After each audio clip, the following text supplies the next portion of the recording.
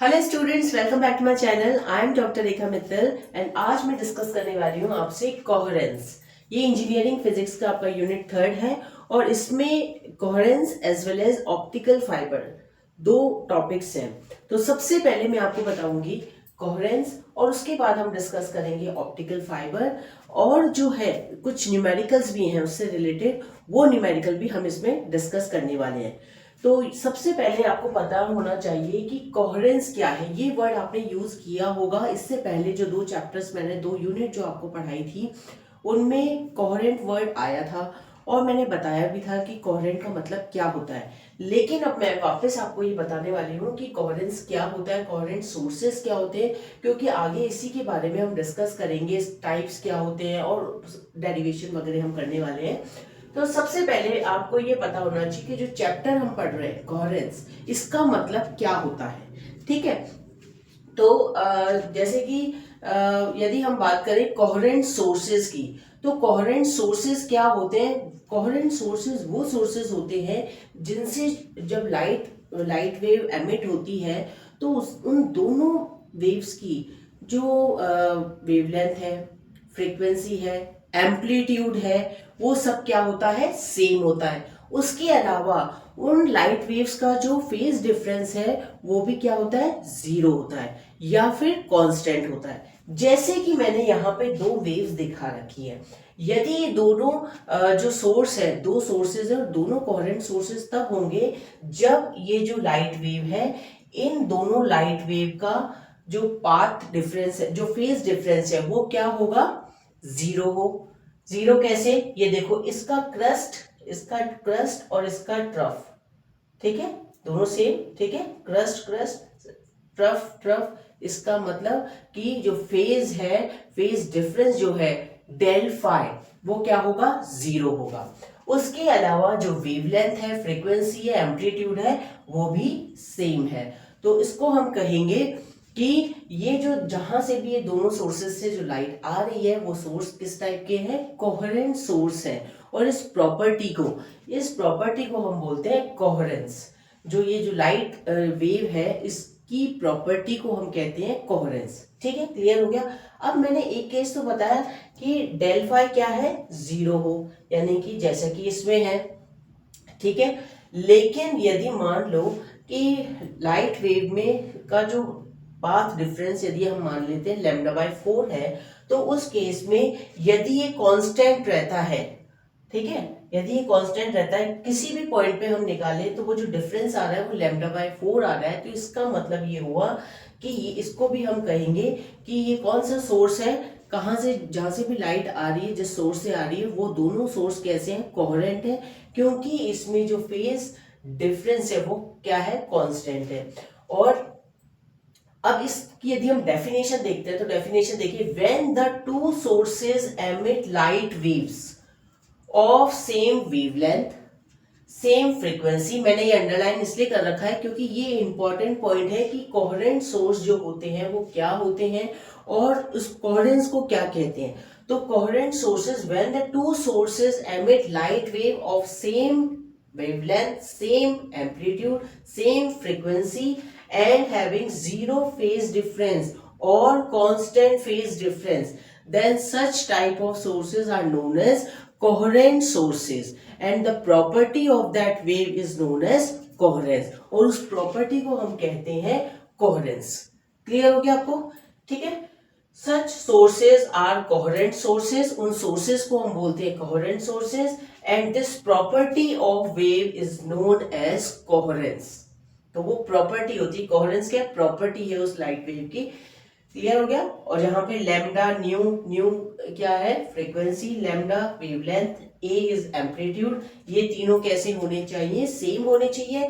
और जो डेल्फा यानी कि फेज डिफरेंस कैसा होना चाहिए, या तो जीरो होना चाहिए या कांस्टेंट होना चाहिए। उन दोनों के बीच का जो डिफरेंस है वो लैम्डा बाय 4 होना चाहिए। कितना भी, किसी भी पॉइंट पे आप देख लें, वो सेम होना चाहिए। ठीक है, ये क्लियर हो गया आपको। अब मैं आपको एक चीज बताने वाली हूँ कि जो कोहेरेंट सोर्सेज होते हैं वो पॉसिबल ही नहीं है कि दो सोर्सेज जिनमें से लाइट वेव जब निकल रही है तो वो क्या हो, उसका सेम वेवलेंथ हो, सेम फ्रीक्वेंसी हो, सेम एम्पलीट्यूड हो, तो ये पॉसिबल ही नहीं है। तो इसका मतलब ये हुआ कि हमें जो ऐसा सोर्स लेना पड़ेगा उसी को हम दो तरीके से डिवाइड, उसको या तो एम्पलीट्यूड दो तरीके से हम डिवाइड कर सकते हैं, या तो एम्पलीट्यूड की फॉर्म में डिवाइड कर सकते हैं या फिर वेवफ्रंट की फॉर्म में डिवाइड करके और फिर उसको दो सोर्सेज में कन्वर्ट कर लेंगे और दो सोर्सेज में मतलब स्प्लिट कर लेंगे, एक सोर्स को ही दो में डिवाइड करके और फिर उसको हम और डिवाइड किस तरीके से कर रहे हैं, या तो एम्पलीट्यूड की फॉर्म में या फिर वेवफ्रंट की फॉर्म में, और उसके बाद उसको जहां पर भी हमें एक्सपेरिमेंट करना होता है वह हम उसको यूज में लेते हैं। तो कोहेरेंट सोर्स नहीं होता, एक ही सोर्स से हम दो सोर्सेस बनाते हैं, कोहेरेंट सोर्स बनाते हैं, तभी जाके वेवलेंथ, फ्रीक्वेंसी, एम्पलीट्यूड जो है वो सेम होगा और फेज डिफरेंस क्या होगा, जीरो या फिर कांस्टेंट। ठीक है, तो कोई भी अलग कोई दो सोर्सेस कोहेरेंट हो ये पॉसिबल नहीं है।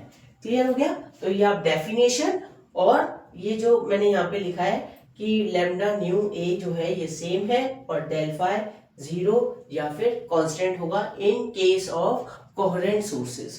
क्लियर हो गया? तो नोट कर लीजिए आप। अब जो यहाँ कोहेरेंस होती है वो दो टाइप के होते हैं, एक तो होता है टेम्पोरल कोहेरेंस और दूसरा होता है स्पेशियल कोहेरेंस। ठीक है, दो टाइप के कोहेरेंस होते हैं। अब जो टेम्पोरल कोहेरेंस होता है उसको हम डिफाइन करेंगे विद रिस्पेक्ट टू टाइम।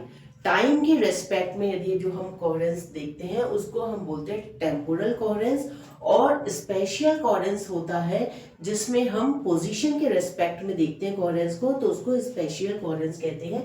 अब सबसे पहले हम बात करेंगे टेम्पोरल कोहेरेंस की। तो टेम्पोरल कोहेरेंस में क्या होता है कि अब हम इसमें क्या फाइंड आउट करते हैं, क्या डिटरमाइन हम कर रहे हैं, when we are determining correlation between the waves with respect to time। Time के रेस्पेक्ट में जब हम वेव्स को देखते हैं, फाइंड आउट करते हैं, ऑब्जर्व करते हैं, तो उस तरीके का जो कोहेरेंस होता है उसको टेम्पोरल कोहेरेंस कहते हैं। और ये जो वेव्स बनने वाली है इन वेव्स को हम बोलते हैं साइनोसॉइडल वेव्स। ठीक है, अब ये कैसे बनती है, ये जो वेव्स बनती है आप ये देख लीजिए अलग अलग टाइम पे बन रही है, इसको बोलते हैं और इसको किससे रिप्रेजेंट करते हैं, एवरेज टाइम से रिप्रेजेंट करते हैं। और वो जो टाइम एवरेज टाइम है उसको रिप्रेजेंट कर रहे हैं टॉ से रिप्रेजेंट कर रहे हैं। अलग अलग टाइम, एक पर्टिकुलर टाइम में जो वेव बनेगी उसको हम टॉ1 से रिप्रेजेंट कर रहे हैं, फिर अगले ही टाइम इंटरवल में वो जो है साइन वेव जो है वो चेंज हो सकती है जिसको हमने टॉ2 से रिप्रेजेंट कर रखा है। इसी तरीके से टॉ3, टॉ4 इस तरीके से वैल्यू ये जो है साइन वेव्स हमें मिलेगी जिसको हम बोल रहे हैं साइनोसॉइडल वेव। क्लियर? अब ये जो वेव्स बन रही है ये बन कैसे रही है, जैसा कि आपको पता है कि जो मॉलिक्यूल है, जो सोर्स है, उस सोर्स में बहुत सारे एटम्स होते हैं। अब जैसे ही उस पर लाइट आती है तो लाइट जैसे इंसिडेंट होती है, ये इंसिडेंट जैसे लाइट इंसिडेंट हुई तो पहले वो ग्राउंड स्टेट में था, यानी कि E1 स्टेट, ये है ग्राउंड स्टेट। ठीक है, तो जैसे ही लाइट इंसिडेंट होगी तो वो एनर्जी देगा और एक्साइटेड स्टेट में एटम चला जाएगा, यानी कि E2 स्टेट में चला जाएगा, एक्साइटेड स्टेट में चला जाएगा। अब यहाँ पे उसके रहने का जो टाइम होता है वो बहुत कम होता है। कितना होता है? 10⁻⁻8 सेकेंड होता है। इतनी सी देर के लिए वो एक्साइटेड स्टेट में रहता है, फिर वापस से वो क्या आ जाता है, अपने ग्राउंड स्टेट में आ जाता है। और जैसे ही वो ग्राउंड स्टेट में वापस आता है तो क्या होता है, वो एनर्जी देता है। किस फॉर्म में देता है? एनर्जी पैकेट्स की फॉर्म में देता है। और वो जो एनर्जी पैकेट्स हैं वो किस फॉर्म में हमें दिखेगी? वेव्स की फॉर्म में। अब वेव्स की फॉर्म में इसलिए दिखेगी क्योंकि ये केवल एक एटम नहीं जा रहा एक्साइटेड स्टेट में, ऐसे बहुत सारे एटम हैं और उनमें से कुछ एटम एक्साइटेड स्टेट में चले जाते हैं लाइट एनर्जी लेके, और फिर वापस से जब आते हैं तो वो क्या करते हैं, एनर्जी पैकेट्स की फॉर्म में वापस से वो जो है फोटोन, जिसको हम कहते हैं एनर्जी पैकेट्स क्या फोटोन है, तो फोटोन की फॉर्म में लाइट एमिट करते हैं। और वो जो लाइट वेव है वो हमें इस तरीके की दिखती है क्योंकि एक एटम की नहीं है, ये मल्टीपल एटम्स की है। तो वो जो थोड़े से टाइम के लिए, जो एक टॉ1 टाइम जिसको हमने बोल रखा है, उस टाइम पे जितने एटम्स वापस से ग्राउंड एक्साइटेड स्टेट से ग्राउंड स्टेट में आए उस टाइम को हम टॉ1 से रिप्रेजेंट कर रहे हैं। और ये टॉ1 जो है ये है एवरेज टाइम। एक पर्टिकुलर टाइम में जो उसकी जो वेव बनेगी वो इस तरीके की बनेगी। अब यदि मैं कहूँ अगले ही यानी कि 10⁻⁻8 सेकेंड के लिए वो ये रहा और फिर वापस से जब आया तो उसने एक जो लाइट वेव एमिट करी वो एक एक एटम, दूसरा एटम, तीसरा एटम, ऐसे मल्टीपल एटम्स होंगे तो वो कैसे लगेंगे, जैसे कोहेरेंट, मतलब कोहेरेंट टाइम में, उस टाइम को हम बोल रहे हैं जिस टाइम में एक साथ बहुत सारे मल्टीपल एटम्स वापस से अपने ग्राउंड स्टेट में आते हैं, उस टाइम को हम बोल रहे हैं कोहेरेंट टाइम। क्लियर हो गया? कोहेरेंट टाइम बोल रहे हैं और उसको रिप्रेजेंट हम करेंगे τ1 से, एक पर्टिकुलर टाइम में, तो वो पर्टिकुलर टाइम τ1 हो गया और जो वेव बनेगी वो इस तरीके की वेव बन रही है। अब हो सकता है कि जो वापस से वो एनर्जी, अब दूसरे एटम ने एनर्जी ली और एक्साइटेड स्टेट में गए, इस तरीके से ये चीज चलती रहती है। तो अगले टाइम इंटरवल में क्या होगा कि जो वेव बनेगी वो जरूरी नहीं है सेम बनेगी, फिर अगले इंटरवल में इस तरीके की वेव बनेगी। तो ये जो वेव बनती है और जिस टाइम पीरियड में वो बनती है उसको हम बोलते हैं कोहेरेंट टाइम। क्लियर हो गया? अब इसके बाद एक कोहेरेंट लेंथ भी होती है। कोहेरेंट टाइम तो समझ आ गया। कोहेरेंट लेंथ का मतलब है ये जो वेव है इसकी लेंथ, ठीक है, उस कोहेरेंट टाइम में उसकी जो लेंथ है, इस वेव की जो लेंथ है, दैट इज कोहेरेंट लेंथ। अब कोहेरेंट लेंथ का एक डेरिवेशन है जो मैं आपको अभी बताने वाली हूँ, तो ये आप नोट कर लीजिए जो मैंने आपको बताया। तो इस तरीके की छोटी छोटी चीजें, शॉर्ट क्वेश्चन भी बन जाते हैं इसमें। तो कोहेरेंट टाइम क्या होता है और उसके अलावा टाइप्स ऑफ कोहेरेंस पूछा जा सकता है। तो अब आगे मैं आपको बताऊंगी कि जो कोहेरेंट लेंथ है वो क्या चीज होती है। अब हम बात करते हैं कोहेरेंट लेंथ की। तो कोहेरेंट टाइम मैंने आपको बता दिया था, अब ये है कोहेरेंट लेंथ। और कोहेरेंट लेंथ क्या थी कि जो साइनसोइडल जो वेव आती है इस तरीके से वेव फॉर्म में जो आती है उसकी लेंथ क्या है।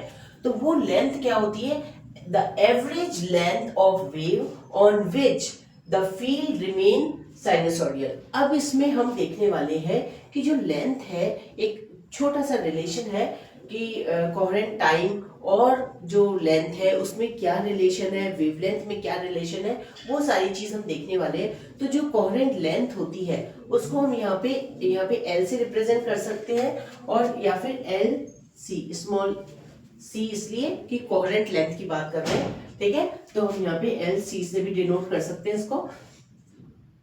अब यहाँ पे आप देखिए कि जो कोहेरेंट लेंथ है वो है एवरेज टाइम, यानी कि कोहेरेंट टाइम इनटू स्पीड। अब ये कहां से आया, आपको पता है स्पीड इज इक्वल टू होता है डिस्टेंस अपॉन टाइम। अब यहाँ पे जो डिस्टेंस है वो क्या है, लेंथ, ठीक है, उस वो जो वेव है उसकी लेंथ है, और टाइम जो हमने अभी बताया कोहेरेंट टाइम, ठीक है। तो उस हिसाब से क्या हो जाएगा, जो लेंथ है वो क्या हो गई, स्पीड इंटू टाइम हो गई। क्लियर हो गया? तो length is equal to tau into C. अब यहाँ पे जो कोहेरेंट लेंथ है, अब ये चीज कैसे आई, ये तो फर्स्ट इक्वेशन मैंने बता दिया आपको। अब ये सेकंड इक्वेशन कैसे आई, जैसे कि आपको पता है कि टॉ जो कोहेरेंट टाइम है वो कोहेरेंट टाइम डेल्टा टी हम बता सकते हैं उसको, और delta T is inversely proportional to del nu होता है। ये आपने रिलेशन पढ़ा होगा। तो delta T is equal to inversely proportional to del nu होता है। तो यहाँ पे टॉ की जगह क्या आ जाएगा, सी अपॉन डेल न्यू। ये जो टॉ है ये एक्चुअली क्या है, कोहेरेंट टाइम है, स्मॉल इंटरवल ऑफ टाइम, तो वो उसको हम डिनोट कर सकते हैं, न्यू से डिनोट कर सकते हैं। तो न्यू से हमने डिनोट किया, तो यहाँ पे जब इसकी वैल्यू रखेंगे तो सी अपॉन डेल न्यू हो गया, ठीक है। ये इक्वेशन नंबर 2 हो गई है। अब जैसे कि आपको पता है nu is equal to C upon lambda होता है। पहले वाली जो चैप्टर्स है उसमें मैंने आपको बताया था nu is equals to C upon lambda होता है। तो उस केस में न्यू क्या हो जाएगा, ये लैम्डा यदि ऊपर गया तो सी लैम्डा इनवर्स हो जाएगा। तो ये इक्वेशन नंबर 3 ले लिया हमने। तो अब यहाँ पे हम क्या करेंगे, इसको डिफरेंशिएट करेंगे। अब जैसे ही हम इसको डिफरेंशिएट करेंगे, डिफरेंशिएटिंग इक्वेशन नंबर 3। अब इक्वेशन नंबर 3 को हम जैसे डिफरेंशिएट करते हैं तो delta nu is equal to minus C delta lambda upon lambda square. ये डिफरेंशिएशन करने पर आएगा minus C delta lambda upon lambda square. ये इक्वेशन नंबर 4 हो गई, ठीक है, ये इक्वेशन नंबर 4 हो गई। अब हम क्या करेंगे, ये जो डेल्टा न्यू ये चीज जो निकल कर आई है, आपको पता है यहाँ पे डेल्टा न्यू है, तो इस डेल्टा न्यू की वैल्यू हम यहाँ पे रख देंगे, ये वैल्यू यहाँ पे रख देंगे। तो क्या होगा, from equation 2 and 4, equation number 2 और इक्वेशन नंबर 4, ये दो इक्वेशन से हम क्या करने वाले हैं, जो कोहेरेंट लेंथ है, coherent length is equal to minus C lambda square upon C delta lambda. तो यहां से सी से सी कैंसिल हो जाएगा, ठीक है। तो ये क्या वैल्यू आई है, length is equal to minus lambda square upon del lambda. अब आपको पता है माइनस में कभी भी लेंथ हो नहीं सकती, इसलिए इसका हम ले लेंगे, इसका मॉड ले लिया, mod L is equal to minus L square lambda square upon delta lambda. तो जो पॉजिटिव में वैल्यू आ जाएगी, ठीक है, पॉजिटिव में आ जाएगी, मॉड लगा दिया इसमें मॉड्यूलस, तो length is equal to lambda square upon delta lambda, ठीक है, ये आ जाएगी कोहेरेंट लेंथ। अब ये कोहेरेंट लेंथ है, सो इससे हमें क्या पता लग रहा है, कोहेरेंट लेंथ और जो वेवलेंथ है उसमें क्या रिलेशन है, वो रिलेशन क्या है, lambda square upon delta lambda, ये है डेल लैम्डा। अब इसमें हम देखने वाले हैं, ये इक्वेशन नंबर 5 में इसलिए दे रही हूं क्योंकि अब एक फैक्टर, एक चीज और मैं आपको बताऊंगी, वो है क्वालिटी फैक्टर। और वो क्वालिटी फैक्टर जो है, अब क्वालिटी फैक्टर और ये जो कोहेरेंट लेंथ है इसमें भी एक रिलेशन होगा, तो वो भी मैं आपको बताने वाली हूँ, पहले इसको आप नोट कर लीजिए क्योंकि ये डेरिवेशन पूछ लिया जाता है एग्जाम में, तो आप यहाँ से लेके पूरा यहाँ तक आप नोट कर लीजिए, फिर मैं आपको क्वालिटी फैक्टर बताने वाली हूँ। अब देखो, कोहेरेंट लेंथ तो निकल चुकी थी, कोहेरेंट लेंथ क्या निकली थी, LC is equal to lambda square upon del lambda, ये निकल चुका था, ये रिलेशन निकल चुका है। अब इसके बाद हम देखने वाले हैं कि जो प्योरिटी फैक्टर है या क्वालिटी फैक्टर है उसमें और कोहेरेंट लेंथ में क्या रिलेशन है।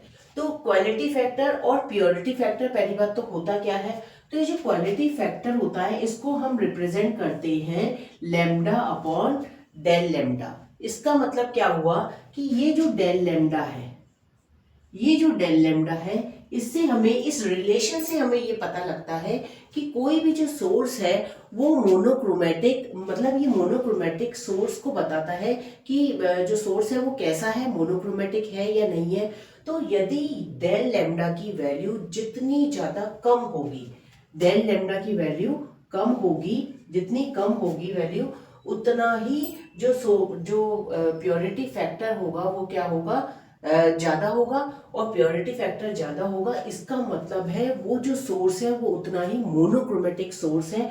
और उसको रिप्रेजेंट करने के लिए, जैसे ये मैंने ये वेव बता रखी है, ठीक है, इससे हमने बता रखा है, ये पीक से बता रखा है। अब क्या होगा, कोई भी जो सोर्स, यदि मोनोक्रोमेटिक सोर्स की हम बात करते हैं, तो मोनोक्रोमेटिक सोर्स भी जो होता है वो एकदम, जो जिसमें हम कह रहे हैं कि सेम वेवलेंथ, सब चीजें सेम होनी चाहिए, फ्रीक्वेंसी वेवलेंथ, तो वो भी सेम नहीं होती। क्यों नहीं होती, क्योंकि क्या होता है, यदि आप देखेंगे कि कोई भी जो, यदि हम बात करते हैं, कोई भी लाइट की हम बात करते हैं, यदि ग्रीन लाइट है, येलो लाइट है, तो उसकी भी क्या होती है, वेवलेंथ की रेंज होती है, एक फिक्स नहीं होती। तो यानी कि यदि हम देखें कि ऐसा नहीं है कि मोनोक्रोमेटिक लाइट इसी फॉर्म में यूं चलेगी, ये आगे चल के एक पॉइंट पे धीरे धीरे ये मोनोक्रोमेटिक लाइट भी जो होती है वो मोनोक्रोमेटिक नहीं रहती, उसमें भी कुछ डिफरेंस रहता है वेवलेंथ में। तो वो जो कितना डिफरेंस है वो सब चीज बताती है क्वालिटी फैक्टर। क्वालिटी मतलब वो मोनोक्रोमेटिक सोर्स जो है वो मोनोक्रोमेटिक सोर्स है, और उसकी जो लाइट आ रही है वो कितनी मोनोक्रोमेटिक है, उसमें कितनी प्योरिटी है, उसको हम रिप्रेजेंट करते हैं प्योरिटी फैक्टर से। तो वो प्योरिटी फैक्टर जो होता है वो Q is equal to lambda upon del lambda. अब ये जो डेल्टा लैम्डा है, सपोज करो ये डेल्टा लैम्डा यदि 0 होता है, यानी कि वेवलेंथ में जो डिफरेंस है वो कुछ भी नहीं है, बिल्कुल सेम वेवलेंथ की है, जो कि आगे चल के, मतलब हमें एक ही सोर्स है और वो जो सोर्स हम कह रहे हैं मोनोक्रोमेटिक सोर्स है, वो सोर्स भी यदि से मोनोक्रोमेटिक लाइट दे रहा है तो एक पॉइंट पे क्या होता है, वो मोनोक्रोमेटिक लाइट नहीं रहती, यही मैं आपको कह रही हूँ, यानी कि वेवलेंथ में डिफरेंस आ जाता है। तो वो जो डिफरेंस है, यदि ज्यादा डिफरेंस आएगा तो उस केस में क्या होगा, यदि ऐसी पीक आ रही है तो यहाँ पे मान लो ये लैम्डा है, तो इस पॉइंट पे अपन देखें ये लैम्डा 1 और इस पॉइंट पे देखें लैम्डा 2, यानी कि कुछ तो डिफरेंस है, कुछ डिफरेंस आ रहा है, तो ये डिफरेंस तो नहीं होना चाहिए। तो यदि ये जो डिफरेंस है, इस डिफरेंस को हम डेल्टा लैम्डा से रिप्रेजेंट कर रहे हैं, और यदि ये डेल्टा लैम्डा जितना कम होगा, जितना कम वैल्यू यहाँ पे होगी, तो वो जो लैम्डा है, ये जो क्यू फैक्टर है, ये उतना ही ज्यादा होगा, वो जो सोर्स जो है उसकी प्योरिटी उतनी ही ज्यादा होगी, यानी कि लाइट जो है वो उतनी ही मोनोक्रोमेटिक होगी, ठीक है, सेम वेवलेंथ की होगी। तो यदि मैं इस डेल्टा लैम्डा को कहूं कि ये 0 है, यानी कि ये जो डेल्टा लैम्डा है यदि ये 0 हो जाए, तो उस केस में क्या होगा, प्योरिटी कैसी हो जाएगी, प्योरिटी फैक्टर क्या हो जाएगा, इनफाइनाइट नहीं हो जाएगा, इनफाइनाइट 1 लैम्डा अपॉन 0, यानी कि इनफाइनाइट हो जाएगी। तो ये जो डिफरेंस है जितना कम होगा, तो ये देखो जितना कम होगा तो उतनी ही शार्प पीक हमें मिलेगी, उतनी ही शार्प पीक मिलेगी जितना कम डिफरेंस होगा। ये डेल्टा लैम्डा जितना कम होगा, वेवलेंथ डिफरेंस जितना कम होगा, उतना ही ये जो पीक है हमें शार्प मिलने वाली है। और ये शार्प पीक ये बताती है कि जो सोर्स है वो कैसा है, मोनोक्रोमेटिक है, और जो लाइट है वो मोनोक्रोमेटिक लाइट है। क्लियर हो गया? तो ये चीज मैंने आपको क्लियर बता दी है। अब इसको, क्योंकि Q जो है, जो क्वालिटी फैक्टर है, लैम्डा अपॉन डेल्टा लैम्डा से रिप्रेजेंट करते हैं, तो यदि इसको मैं इस वाली इक्वेशन में, ये इक्वेशन नंबर हमारी 5 थी, जो अभी हमने कोहेरेंट लेंथ का डेरिवेशन किया था, तो उसमें इक्वेशन नंबर 5 थी, तो यदि इसकी वैल्यू मैं इक्वेशन नंबर 5 में रखूं तो क्या होगा, LC is equal to lambda upon lambda square को upon lambda upon delta lambda into lambda लिख सकते हैं। तो ये जो वैल्यू हो गई, ये क्या हो गई, Q हो गई, तो LC is equal to Q lambda. तो ये रिलेशन है कोहेरेंट लेंथ और प्योरिटी फैक्टर में। क्लियर हो गया आपको? तो ये डेरिवेशन एग्जाम में पूछ लिया जाता है, तो आपको ये पता होना चाहिए कि कोहेरेंट लेंथ और वेवलेंथ में क्या रिलेशन है, और कोहेरेंट लेंथ और प्योरिटी फैक्टर में क्या रिलेशन है। तो ये आप नोट कर लीजिए। तो अब हम पढ़ेंगे relation between purity factor and tau, that is coherent time. तो टॉ जो होता है, tau is equal to L upon C, मैंने आपको बताया था, tau is equal to L upon C, that is length upon speed. अब यहाँ पे जो टॉ है उसको हम कैसे लिख सकते हैं, क्योंकि हमें पता है कोहेरेंट लेंथ जो है वो lambda square upon del lambda आई थी, आपको पता है lambda square upon delta lambda, इससे पहले जो मैंने डेरिवेशन बताया था उसमें कोहेरेंट लेंथ ही आई थी, ठीक है। तो यहाँ पे हम L की वैल्यू रख देंगे, तो L की वैल्यू रखेंगे तो lambda square upon C into delta lambda, ये आ गया। अब इसको लैम्डा स्क्वायर को हम कैसे लिख सकते हैं, लैम्डा इंटू लैम्डा ऐसे लिख सकते हैं। क्यों लिखेंगे, क्योंकि अभी इसमें जो Q की वैल्यू है, Q की वैल्यू यहीं से कहीं से हमें मिलने वाली है, इसलिए tau is equal to lambda into lambda upon del lambda into C। अब ये जो वैल्यू होती है, ये वैल्यू, ये क्या होती है, Q फैक्टर होता है, यानी कि प्योरिटी फैक्टर और क्वालिटी फैक्टर होता है। तो tau is equal to lambda upon del lambda जो होता है वो Q होता है, प्योरिटी फैक्टर होता है, तो उसकी जगह, इसकी जगह हम क्या लिख सकते हैं, Q लिख सकते हैं, purity factor into lambda upon C, ठीक है। कोई दिक्कत नहीं आ रही होगी, क्योंकि यहाँ पे हमने कुछ भी नहीं, केवल इसको जो प्योरिटी फैक्टर है, ये lambda upon del lambda purity factor की वैल्यू होती है, तो यहाँ पे हमने, और उसको डिनोट किससे करते हैं, Q से डिनोट करते हैं, तो Q into lambda upon C, ठीक है। अब यहाँ पे nu is equal to C upon lambda होता है, तो यहाँ पे जो ये लैम्डा अपॉन C दे रखा है, इसकी जगह हम क्या लिख सकते हैं, 1 अपॉन न्यू लिख सकते हैं। तो tau is equal to Q upon nu. तो ये रिलेशन हो गया कोहेरेंट टाइम और प्योरिटी फैक्टर में, ठीक है। क्लियर हो गया आपको? तो ये छोटा सा डेरिवेशन है, ये भी आप अपनी कॉपी में नोट कर लीजिए, क्योंकि कई बार क्या होता है, ये रिलेशन पूछ लिया जाता है कि what is the relationship between the purity factor और quality factor and coherent time. तो आप ये रिलेशन इसमें बता सकते हैं, ठीक है। कोई बहुत कॉम्प्लिकेटेड नहीं है, बहुत सिंपल सा रिलेशन है, तो ये आपको समझ में आ गया होगा। तो इस यहाँ पे हमने टेम्पोरल कोहेरेंस यहाँ पे कंप्लीट हो जाता है। टेम्पोरल कोहेरेंस में हमने क्या क्या चीजें पढ़ी, एक तो टेम्पोरल कोहेरेंट क्या होता है, कोहेरेंस क्या होता है सबसे पहले तो, और फिर टाइप्स हमने पढ़े टेम्पोरल कोहेरेंस, और दूसरा क्या था स्पेशल कोहेरेंस, जो कि अभी मैं आपको बताने वाली हूँ। फिर टेम्पोरल कोहेरेंस में हमने एक तो कोहेरेंट लेंथ, कोहेरेंट टाइम, और उसके अलावा प्योरिटी फैक्टर के बारे में पढ़ा, और उनके आपस में क्या रिलेशन है वो भी हमने देख लिया। ठीक है, तो ये क्लियर हो गया होगा। जैसे कोहेरेंट लेंथ और प्योरिटी फैक्टर ने रिलेशन निकाला था, वैसे यहाँ पे हमने कोहेरेंट टाइम और प्योरिटी फैक्टर में निकाला है। और प्योरिटी फैक्टर आपको पता है कि purity factor lambda upon delta lambda होता है, जो ये बताता है कि जो लाइट सोर्स है जो हमारे पास है वो कितना मोनोक्रोमेटिक है। जितनी ज्यादा डेल्टा लैम्डा की वैल्यू कम होगी तो लैम्डा उतना ही क्या होगा, वो जो सोर्स होगा वो मोनोक्रोमेटिक होगा, और उसकी पीक क्या होगी, उतनी ही शार्प आएगी। क्योंकि डेल्टा लैम्डा कम है यानी कि वेवलेंथ डिफरेंस कम है, वेवलेंथ डिफरेंस कम है तो उस केस में वो जो सोर्स होगा उतना ही ज्यादा शार्प पीक देता है। यही तो मैंने आपको बताया, उतना ही शार्प पीक देगा जितना ज्यादा वो डेल्टा लैम्डा की वैल्यू कम होगी, यानी कि जो वेवलेंथ डिफरेंस है वो जितना कम होगा वो उतनी शार्प पीक देगा। तो सोर्स जो है कैसा है, मोनोक्रोमेटिक। तो प्योरिटी फैक्टर इसको इसीलिए कह रहे हैं कि वो कितना प्योर है, वो जो सोर्स है वो कितना मोनोक्रोमेटिक है। क्लियर हो गया। और फिर ये सारे मैंने आपको रिलेशन बताया, तो इसको आप नोट कर लीजिए, क्योंकि अब आगे मैं आपको बताने वाली हूँ कि स्पेशल कोहेरेंस क्या होता है। ठीक है, अब हम बात करते हैं स्पेशल कोहेरेंस की।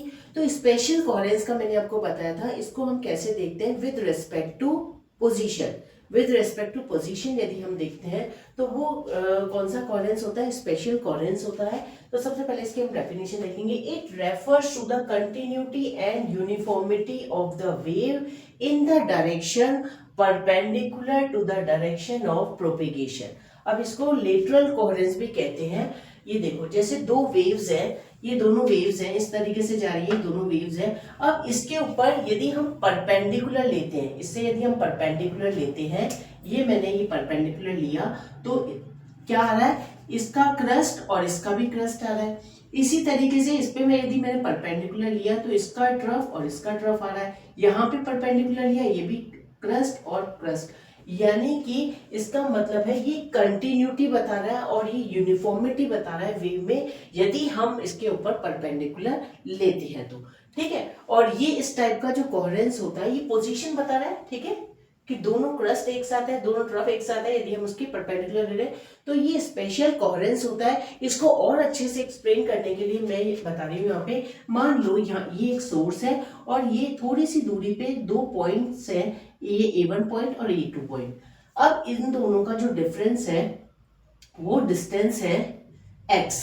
सपोज कर लो ये x डिस्टेंस है, तो ये जो होगा, ये सोर्स जो है ये कोहेरेंट कब होगा, ये कोहेरेंट कब तब होगा यदि A1 और A2 इनके बीच का जो डिस्टेंस है वो डिस्टेंस, यानी कि ये x डिस्टेंस जो है यदि लेस देन l होगा, l मतलब कोहेरेंट लेंथ, यदि ये जो डिस्टेंस है इन दोनों का A1 और A2 जो पॉइंट सोर्स है इसके बीच का जो डिस्टेंस है यदि वो लेस देन कोहेरेंट लेंथ है, तब तो वो ये किसकी तरह बिहेव करेंगे, कोहेरेंट सोर्स की तरह बिहेव करेंगे। और यदि ये जो डिस्टेंस है, ये दोनों जो डिस्टेंस है ये ग्रेटर देन कोहेरेंट लेंथ होगा, तो उस केस में इनकोहेरेंट होगा वो सोर्स। इसका मतलब क्या हुआ कि कोहेरेंट यदि होगा तब तो हमें इंटरफेरेंस पैटर्न मिलेगा, यानी कि प्रॉपर ओवरलैपिंग होगी और हमें फ्रिंजेस मिलेगी, ब्राइट और डार्क फ्रिंजेस मिलेगी। लेकिन यदि ये जो डिस्टेंस है x डिस्टेंस जो है यदि ये ग्रेटर देन कोहेरेंट लेंथ है, उस केस में हमें इंटरफेरेंस पैटर्न नहीं मिलेगा, यानी कि फ्रिंजेस नहीं मिल पाएगी, तो इसलिए हो गया इनकोहेरेंट। तो जो सोर्स है वो कैसा हो गया, इनकोहेरेंट हो गया। कोहेरेंट होगा तभी हमें क्या मिल सकता है, इंटरफेरेंस पैटर्न मिल सकता है। दूसरी तरीके से मैं और आपको बताती हूँ, जैसे कि आपने इतने एक्सपेरिमेंट इससे पहले आपने डिफ्रैक्शन इंटरफेरेंस में आपने देखा था कि यहाँ पे एक सोर्स था और उस सोर्स का जो डायमीटर जो ये था वो कितना था, डायमीटर a था।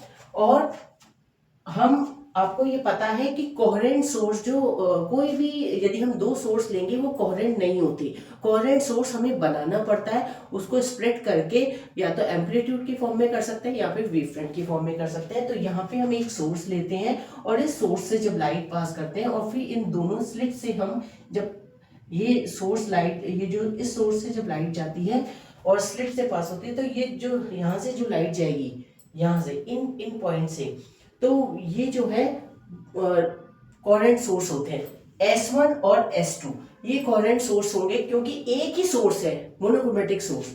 तो यहाँ से जो हमें लाइट मिलेगी और यहाँ से जब आगे पैटर्न जो हमें मिलता है वो इंटरफेरेंस या डिफ्रैक्शन पैटर्न मिलता है, तो वो तब मिलता है जब ये जो एक ही सोर्स से हमें लाइट, एक सोर्स ही हम ले रहे हैं और उसको उससे हम कोहेरेंट सोर्स बना रहे हैं। क्योंकि कोई भी दो सोर्स आप ले लीजिए, कोहेरेंट सोर्स नहीं होगा, वो सेम वेवलेंथ नहीं हो सकती उसकी। तो अब इसमें यदि इसका जो डायमीटर a है और ये जो सोर्स है और ये S1 S2 ये जो स्लिट है, इसका डिस्टेंस कितना है, स्मॉल d है, और S1 S2 जो सोर्स है, पॉइंट सोर्स है, इसके बीच का डिस्टेंस y है। ये आपने डेरिवेशन में देखा है कि उसमें यदि हम जब कैलकुलेशन करके ये इस तरीके का आता है कि लैम्डा अपॉन ए, यदि lambda upon A is greater than और equal to y upon D. y क्या है, S1 S2 के बीच का डिस्टेंस है, और ये जो d है ये सोर्स और स्लिट के बीच का डिस्टेंस है। तो उस केस में क्या होगा, यदि ये lambda upon A is greater than और equal to y upon D होगा, तो हमें क्या होगा, जो इंटरफेरेंस पैटर्न है वो मिलेगा नहीं मिलेगा, वो सारी कंडीशन इससे हमें पता लगती है। तो यदि ये ग्रेटर देन इक्वल टू है तो उस केस में इंटरफेरेंस पैटर्न मिलेगा, यानी कि वो ओवरलैपिंग होगी, और ओवरलैपिंग होके प्रॉपर ओवरलैपिंग होगी और हमें क्या मिलेगा, इंटरफेरेंस पैटर्न मिलता है, डार्क ब्राइट फ्रिंजेस मिलती है। इसका मतलब यदि मैं इसको y मैक्सिमम कर दूं, y मैक्सिमम लिखूं, यानी कि ये y maximum is equal to और less than lambda D upon A, ये होगा, तो हमें इंटरफेरेंस पैटर्न मिलेगा। और जो कोहेरेंट ये जो दोनों सोर्सेज होंगे वो कैसे होंगे, स्पेशल कोहेरेंट होंगे, और जो प्रॉपर्टी है उसको बोलेंगे स्पेशल कोहेरेंस। क्लियर हो गया। तो ये उस स्पेशल कोहेरेंस के केस में y maximum is equal to और less than lambda D upon A. यदि ये होता है तब हमें इंटरफेरेंस पैटर्न मिलता है, और उस टाइप का जो कोहेरेंस होता है उसको हम बोलते हैं स्पेशल कोहेरेंस। क्योंकि यहाँ पे बात आ रही है पोजीशन पे, मैंने आपको बताया था स्पेशल कोहेरेंस का मतलब है जहाँ पे हम कोहेरेंस को पोजीशन के रिस्पेक्ट में बताते हैं। तो यहाँ पे S1 और S2 की पोजीशन पे डिपेंड कर रहा है कि वो कोहेरेंट होगा या नहीं होगा। यदि कोहेरेंट होगा तो हमें इंटरफेरेंस पैटर्न मिलेगा, और यदि ये y मैक्सिमम की value greater than lambda D upon A होगा तो उस केस में हमें कोहेरेंस, उस केस में हमें इंटरफेरेंस पैटर्न नहीं मिलेगा, क्योंकि ओवरलैपिंग ही नहीं हो पाएगी। तो यानी कि जो यदि डिस्टेंस बहुत ज्यादा होगा तो उस केस में नहीं मिल सकती, और डिस्टेंस यदि इसके लगभग होगा तो हमें इंटरफेरेंस पैटर्न मिलेगा, और उस टाइप के कोहेरेंस को हम बोलते हैं स्पेशल कोहेरेंस, जो कि पोजीशन पे डिपेंड करती है। ठीक है, क्लियर हो गया। तो ये आप छोटा सा ये रिलेशन है, ये आप नोट कर लीजिए, ये डेफिनेशन भी नोट कर लीजिए। अब यहाँ हम बात करेंगे visibility as a measure of coherence. यहाँ पे हम ये चेक करेंगे कि जो फ्रिंजेस बन रही है, जैसे इंटरफेरेंस में फ्रिंजेस बनती है, तो उसको हम उसकी विजिबिलिटी चेक करने के लिए हम क्या चीज मेजर करें, कैसे हम मेजर कर सकते हैं। तो उसको मेजर करने के लिए जो हम कह रहे हैं कि फ्रिंज कंट्रास्ट को मेजर करने के लिए इजीली हमें विजिबल हो, तो उसको मेजर करने के लिए फ्रिंज कंट्रास्ट को मेजर करने के लिए हमें क्या चाहिए, विजिबिलिटी, फ्रिंज विजिबिलिटी। और फ्रिंज विजिबिलिटी से हम चेक करेंगे कि जो फ्रिंजेस है वो विजिबल है कि नहीं है। और फ्रिंजेस कब बनेगी, फ्रिंजेस तब बनेगी जब पैटर्न कैसा होगा, जब वो उसका नेचर कैसा होगा, कोहेरेंस नेचर होगा, सोर्स जो होगा कोहेरेंट होगा। यदि कोहेरेंट सोर्स होगा उसी केस में फ्रिंजेस बनेगी। तो फ्रिंजेस विजिबल कब हो उसको हम चेक करते हैं, उसको हम मेजर करते हैं विजिबिलिटी से। ठीक है, the measure of fringe contrast is called fringe visibility. और फ्रिंज विजिबिलिटी क्या होता है, V is equal to I maximum minus I minimum upon I maximum plus I minimum. ये विजिबिलिटी का फॉर्मूला होता है, इसी से हम इसको डिफाइन करते हैं। और आई यहाँ पे क्या है, intensity, maximum intensity, and I minimum that is minimum intensity. ठीक है, तो आई मिनिमम और आई मैक्सिमम और आई मिनिमम, इस फॉर्मूले से हमने विजिबिलिटी को बता रखा है। तो ये है इक्वेशन नंबर 1। अब ये जो आई मैक्सिमम क्या है, आई मिनिमम क्या है, वो वैल्यू हम यहाँ पे रखेंगे और उससे पता लगेगा कि विजिबिलिटी जो हम कैलकुलेट करने जा रहे हैं, वो कैलकुलेट करने के लिए पहले हमें आई मैक्स और आई मिनिमम दोनों कैलकुलेट करना पड़ेगा। तो अब हम यहाँ पे हम सपोज करते हैं कि कोई दो वेव्स है और वो दोनों वेव्स जो है वो उसकी जो इंटेंसिटी है, हर एक दोनों वेव्स यानी कि हर एक की इंटेंसिटी क्या है, आई नॉट है। ठीक है, let two interfering waves each of intensity I nought. दो वेव्स है और वो क्योंकि हम फ्रिंजेस की बात कर रहे हैं यानी कि वो इंटरफेयर करेगी और इंटरफेयर करेगी तभी हमें फ्रिंजेस मिलेगी। तो हर एक वेव्स की जो इंटेंसिटी है वो सपोज करते हैं हम आई नॉट है। ठीक है, तो अब उसमें क्या होगा, कुछ जो पार्ट होगा, जो वेव्स हैं उसमें कुछ तो कोहेरेंट पार्ट होगा और कुछ इनकोहेरेंट पार्ट होगा। क्योंकि क्या होता है कि यदि कंप्लीट कोहेरेंट यदि वेव्स हैं तो उस केस में क्या होगा कि हमें इंटरफेरेंस पैटर्न मिलेगा। दूसरी बात, यदि कुछ ऐसे भी केस होते हैं कि जो वेव्स होती हैं वो पार्शियली कोहेरेंट होती है, पार्शियली कोहेरेंट होती है, तो उस केस में कुछ पार्ट कोहेरेंट होता है, कुछ पार्ट इनकोहेरेंट होता है। और कुछ ऐसी भी वेव्स होती हैं जो इनकोहेरेंट होती है, जो मतलब ओवरलैप ही नहीं करती, तो इंटरफेरेंस पैटर्न ही नहीं मिलता। तो ये 3 डिफरेंट केसेस है। तो सपोज करते हैं कि जो दो इंटरफेरिंग वेव्स है उसकी जो इंटेंसिटी है, हर एक वेव की जो इंटेंसिटी है वो आई नॉट है। तो यदि हम उसके कोहेरेंट पार्ट की बात करें तो कोहेरेंट पार्ट की जो इंटेंसिटी है उसको हम आई सी से रिप्रेजेंट कर रहे हैं, सी फॉर कोहेरेंट। तो I C is equal to C I nought है। ठीक है, ये है कोहेरेंट पार्ट की इंटेंसिटी। इसको इक्वेशन नंबर 2 दे दिया। आई सी है, देखो इंटेंसिटी ऑफ कोहेरेंट पार्ट। और अब इंटेंसिटी ऑफ इनकोहेरेंट पार्ट क्या होगी, I incoherent is equal to I nought minus I nought C. अब ये क्यों हुआ, जो आई नॉट क्या थी, इंटेंसिटी उसकी थी आई नॉट, और उसमें से हमने माइनस किया आई नॉट सी, तो वो हो गया इनकोहेरेंट पार्ट, जो कि ओवरलैप नहीं कर रहा। कुछ ओवरलैप कर रहा है वो कोहेरेंट पार्ट हो गया, जो ओवरलैप नहीं कर रही वेव, इसका मतलब वो इनकोहेरेंट पार्ट है। तो इनकोहेरेंट पार्ट के लिए जो इंटेंसिटी होगी वो आई नॉट माइनस आई नॉट सी होगी, और जो कोहेरेंट पार्ट है जो कि ओवरलैप करके फ्रिंजेस दे रही है उसकी इंटेंसिटी क्या होगी, सी आई नॉट। ठीक है, तो ये सेकेंड इक्वेशन हो गई। और ये equation intensity of incoherent intensity जो है वो कितनी है, आई नॉट कॉमन निकालिए इसमें से, आई नॉट 1 माइनस सी। ये थर्ड इक्वेशन हो गई। ये आपको क्लियर हो गया, विजिबिलिटी, और फिर ये हमने कोहेरेंट पार्ट की इंटेंसिटी, इनकोहेरेंट पार्ट की इंटेंसिटी, ये आप अपनी कॉपी में नोट करते जाइए। और फिर उसके बाद अब क्या देखेंगे आप कि यदि हम बात करते हैं मैक्सिमम इंटेंसिटी की, तो मैक्सिमम इंटेंसिटी में हम एम्पलीट्यूड से बताते हैं। ठीक है, तो मैक्सिमम इंटेंसिटी में कोहेरेंट के केस में जो इंटेंसिटी होगी वो कितनी होगी, 4 IC होगी। ठीक है, 4 IC, सी फॉर कोहेरेंट, तो 4 आई नॉट होगी। तो अब इसमें यहाँ पे हम उसकी वैल्यू रख देंगे, और आई मिनिमम जो होगी कोहेरेंट के केस में, ये जो इंटेंसिटी है वो कितनी हो जाएगी, 4 आई नॉट हो जाएगी। और इन मिनिमम कितनी होगी कोहेरेंट के केस में, वो 0 होगी। और इन कोहेरेंट के केस में तो सिंपल ऐड करते हैं हम आई इंटेंसिटी को, वो उसमें एम्पलीट्यूड का होता ही नहीं क्योंकि वो कैंसिल हो जाता है। तो यहाँ पे हम अब इंटेंसिटी, ये जो मैक्सिमम है और मिनिमम, ये दोनों चीजें ये आपने सब निकाल रखा है, पहले आपने कैलकुलेट कर रखा है। तो आई मैक्सिमम होगा 4 IC प्लस 2 आई इनकोहेरेंट। ठीक है, और मिनिमम क्या होगा, कोहेरेंट के केस में इंटेंसिटी, मिनिमम इंटेंसिटी क्या होती है, 0 होती है, तो यहाँ पे 0 हो गया। और जो इनकोहेरेंट के लिए 2 आई नॉट, तो 2 आई इनकोहेरेंट। अब यहाँ पे हम आई मैक्सिमम और आई मिनिमम ये दोनों वैल्यू हमें मिल चुकी है, तो हम क्या करेंगे, इक्वेशन, इसको हमने इक्वेशन नंबर 4 दे दिया, और from equation number 4 and equation number 1। अब इक्वेशन नंबर 1 देखो, इक्वेशन नंबर 1 क्या है, विजिबिलिटी क्या थी, आई maximum minus I minimum upon I maximum plus I minimum. तो अब इसकी वैल्यू हम, ये जो वैल्यू है इस वैल्यू को हम इक्वेशन नंबर 1 में रखेंगे। तो इक्वेशन नंबर 1 में मैंने ये इक्वेशन रख दी, ठीक है, ये वैल्यू रख दी।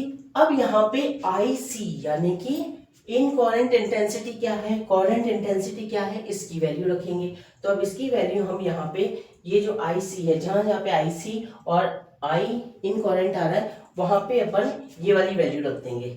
तो from equation second, third and fifth equation में हमें इक्वेशन नंबर 2 और इक्वेशन नंबर 3 रखनी है, वैल्यू रखनी है। तो यहाँ पे हम वैल्यू रखेंगे, तो आप भी साथ में रखते जाइए वैल्यू, ठीक है। तो इसको पहले आप नोट कर लीजिए। अब यहाँ पे हमने इसकी वैल्यू रख दी थी, ठीक है। तो वैल्यू रखने के बाद अब क्या वैल्यू आई, इस जब सारी हम वैल्यूज रख देंगे और जब इसको हम कैलकुलेट करेंगे, तो कैलकुलेट करने के बाद इसकी जो विजिबिलिटी जो वैल्यू आई है v is equal to 4c/0 upon 4i0, ठीक है। तो यहाँ पे 4 से 4 कैंसिल हो जाएगा, ये सारा सब कुछ सॉल्व करेंगे तो 4c/0 अपॉन 4i0 आएगा। तो 4 से 4 कैंसिल, i0 से i0 कैंसिल, तो v is equal to C value आएगी। आप कैलकुलेट करके देखना, तो ये वैल्यू आएगी, तो v is equal to C. और यही हम प्रूव करना चाहते थे कि visibility of fringes is equal to coherence. जो हम विजिबिलिटी को हम मेजर करना चाह रहे थे, कोहेरेंस के टर्म में मेजर करना चाह रहे थे, तो वो क्या निकल के आया, v is equal to coherence. यदि कोहेरेंट होगा, सोर्स यदि कोहेरेंट होगा, उसी केस में तो विजिबिलिटी होगी। फ्रिंजेस जो है, जो डिग्री ऑफ कंट्रास्ट की हम बात कर रहे हैं, तो वो तब पॉसिबल है जब कोहेरेंस, जब नेचर कैसा होगा, कोहेरेंस होगा, ठीक है। तो v is equal to C ये बताता है कि visibility of fringes is equal to coherence when light waves are equal intensity। यदि वेव्स की इंटेंसिटी इक्वल है, सेम इंटेंसिटी की यदि हम वेव्स लेते हैं, तो उस केस में कोहेरेंस होगा, और जो फ्रिंजेस जो हमें मिलेगी वो क्लियर मिलेगी। That is the degree of contrast. So v is equal to C, और यही हमें प्रूव करना था। तो ये आप नोट कर लीजिए, बहुत इंपॉर्टेंट है, ये एग्जाम में आ जाता है कई बार, तो आप इसको एग्जाम में पूरा डेरिवेशन इसको सॉल्व आप कर सकते हैं, ठीक है। ये मैंने आज आपको कंप्लीट करा दिया, स्पेशल कोहेरेंस भी हो गया। अब मैं आपको इससे रिलेटेड कुछ न्यूमेरिकल बताने वाली हूँ।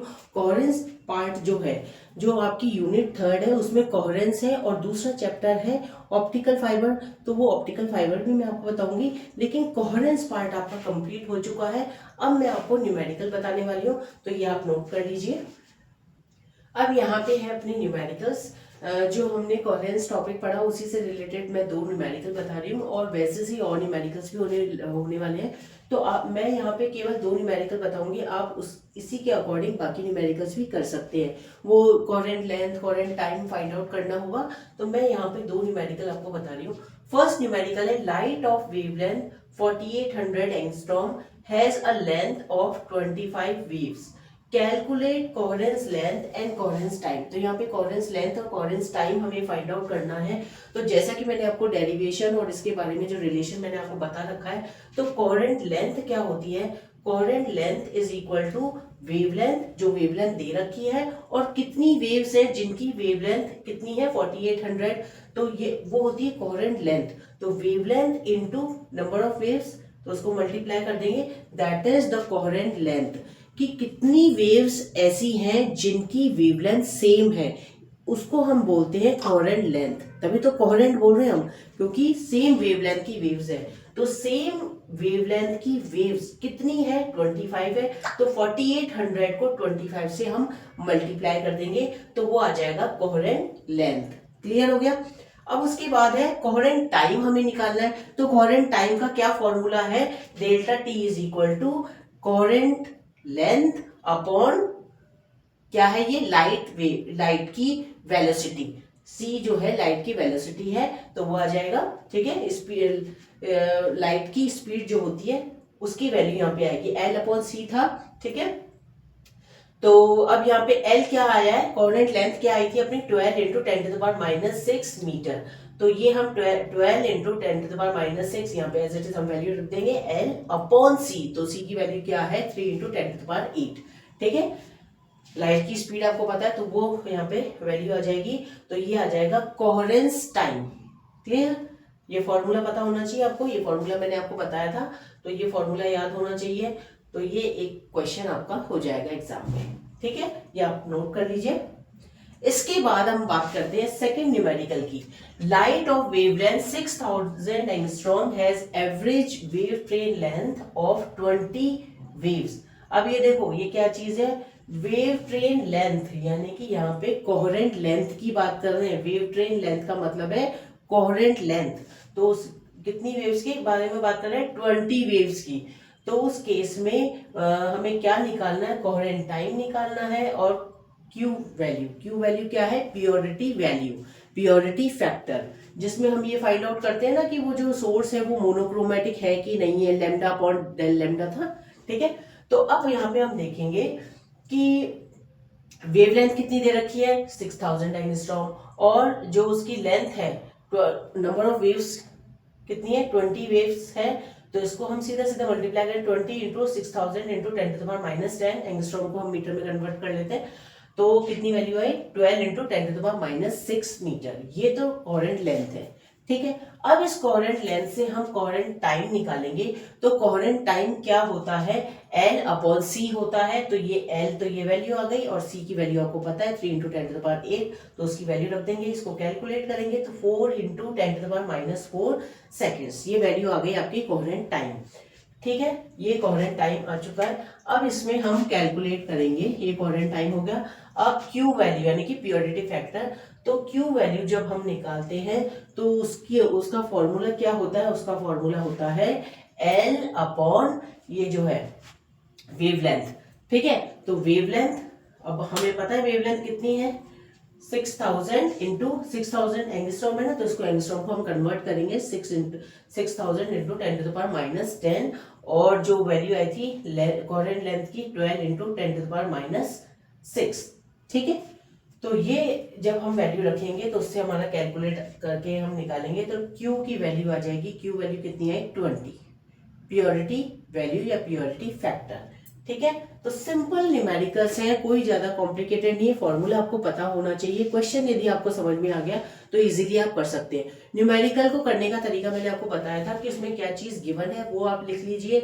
और क्योंकि मैंने यहाँ पे गिवन इसलिए नहीं लिखा क्योंकि बहुत सिंपली पता लग रहा है कि ये वेवलेंथ है, ये नंबर ऑफ वेव्स है, तो फिर भी आप इसको कॉपी में जब भी आप न्यूमेरिकल करें क्या चीज गिवन है वो लिख लें, और उसके बाद क्या फॉर्मूला लगने वाला है, और बस फिर कैलकुलेशन है, सिंपल कैलकुलेशन है, ठीक है। तो wave determination of coherent time, coherent length, या फिर क्यू फैक्टर फाइंड आउट करने के लिए आ सकता है। तो इससे रिलेटेड जो भी न्यूमेरिकल और भी आप न्यूमेरिकल कर सकते हैं, ये मैंने आपको 2 न्यूमेरिकल यहाँ पे बता दी है। अब मैं आपको बताऊंगी कि ऑप्टिकल फाइबर के बारे में मैं आपको बताने वाली हूँ, क्योंकि आपके यूनिट 3 में ऑप्टिकल फाइबर भी है, तो उसके बारे में मैं आपको बताऊंगी, ठीक है। तो ये आप नोट कर लीजिए। तो अब हम बात करेंगे यहाँ पे ऑप्टिकल फाइबर की। तो जैसे आपने अपनी डेली रूटीन में हम कई बार कुछ ऐसी चीजें होती है जहाँ पे हमें ऑप्टिकल फाइबर की जरूरत पड़ती है, और ऑप्टिकल फाइबर बहुत जगह काम में आते हैं। कम्युनिकेशन के लिए काम में आता है, लाइट को ट्रांसमिट करने के काम में आता है, तो ये बहुत जगह काम में आता है। तो आपने डेफिनेटली इसका नाम सुना होगा ऑप्टिकल फाइबर का।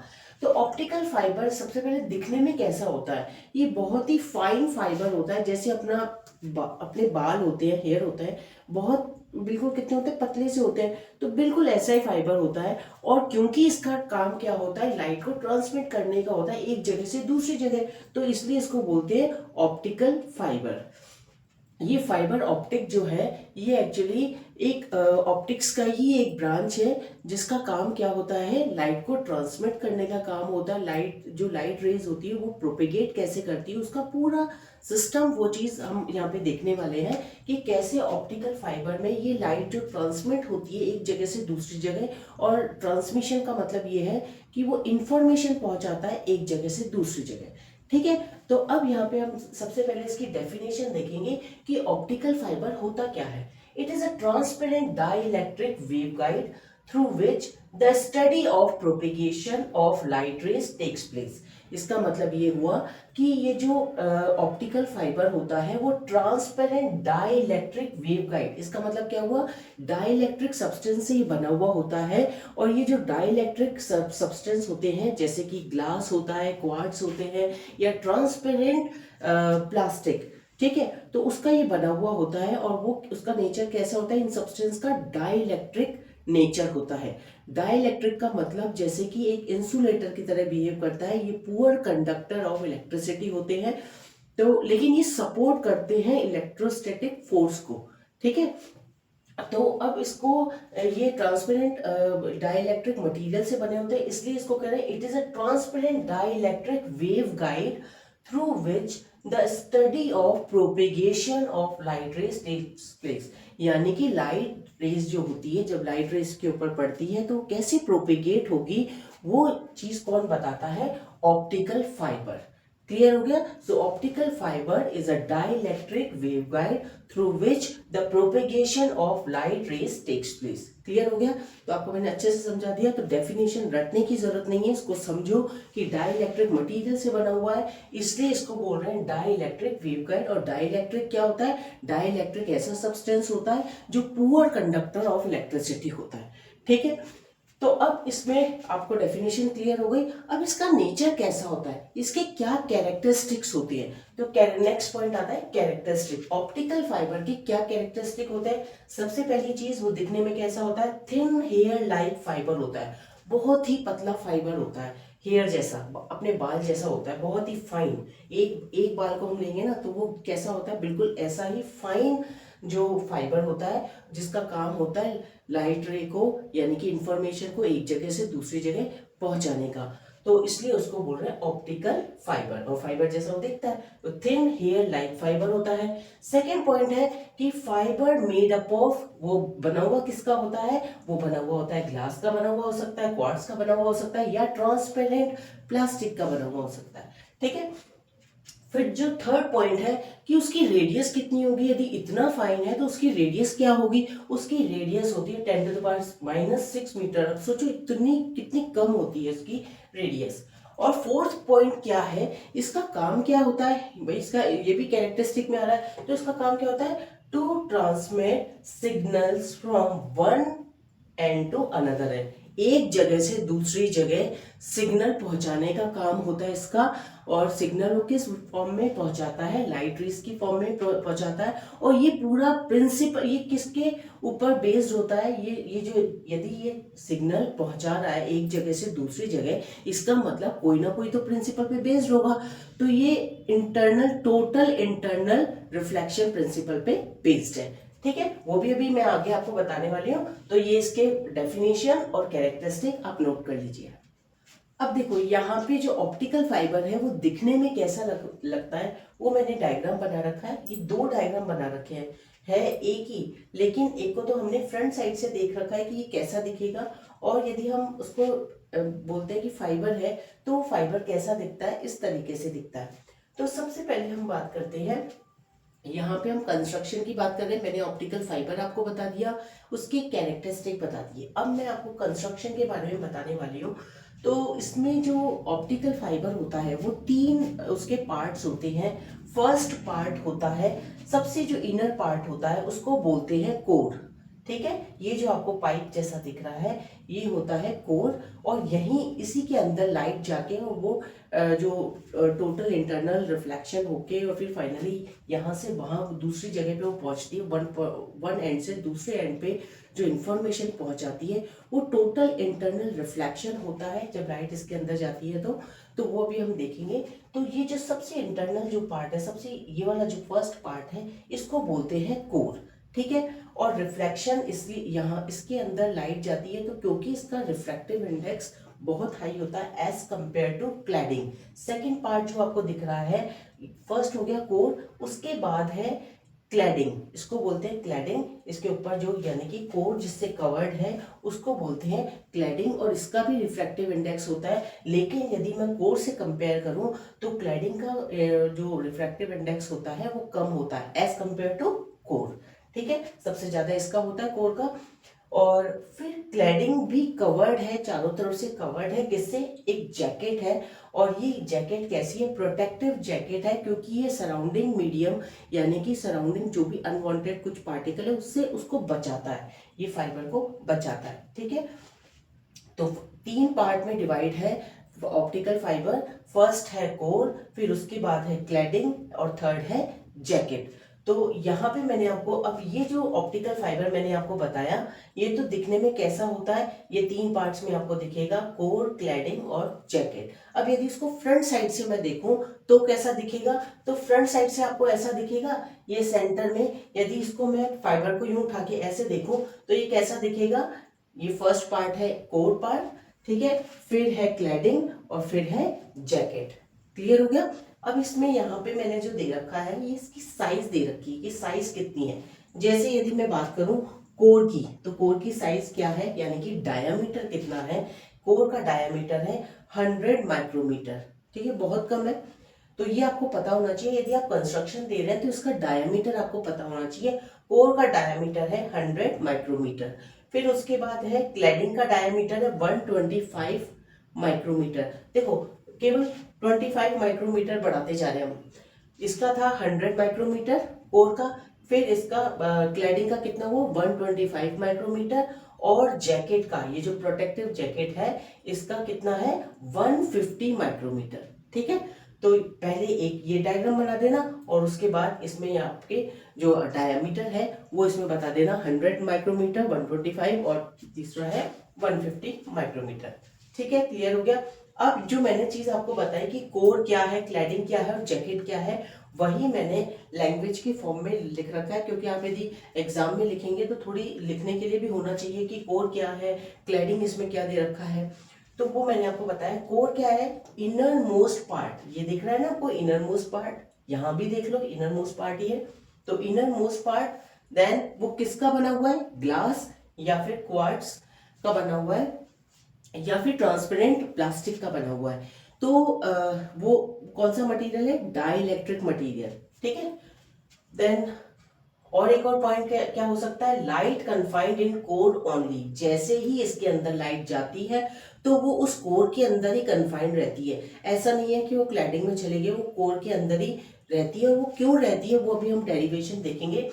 तो light confined in core only, ठीक है, इसी के अंदर होती है और फिर वो रिफ्लेक्शन होता है और फाइनली वो हमें जो इंफॉर्मेशन मिलती है एक जगह से दूसरी जगह मिलती है, वो टोटल इंटरनल रिफ्लेक्शन की वजह से ही मिलती है।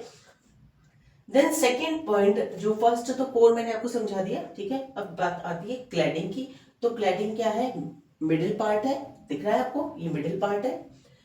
तो ऑप्टिकल फाइबर का मिडिल पार्ट है, मैंने शॉर्ट में लिख रखा है इसको कि cladding is middle part of optical fibre.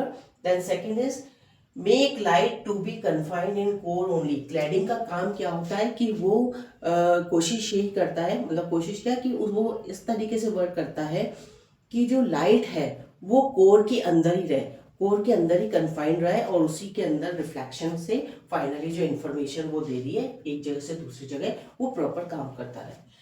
Then third point कि इसका रिफ्रैक्टिव इंडेक्स क्या होता है। तो मैंने आपको बताया था कि रिफ्रैक्टिव इंडेक्स सबसे ज्यादा किसका होता है? कोर का होता है। तो इस क्लैडिंग का रिफ्रैक्टिव इंडेक्स क्या होगा? कोर से तो कम ही होगा। रिफ्रैक्टिव इंडेक्स होता है इसका, लेकिन कोर के कंपैरिजन में इसका रिफ्रैक्टिव इंडेक्स कम होता है। ठीक है, तो refractive index less as compare to core.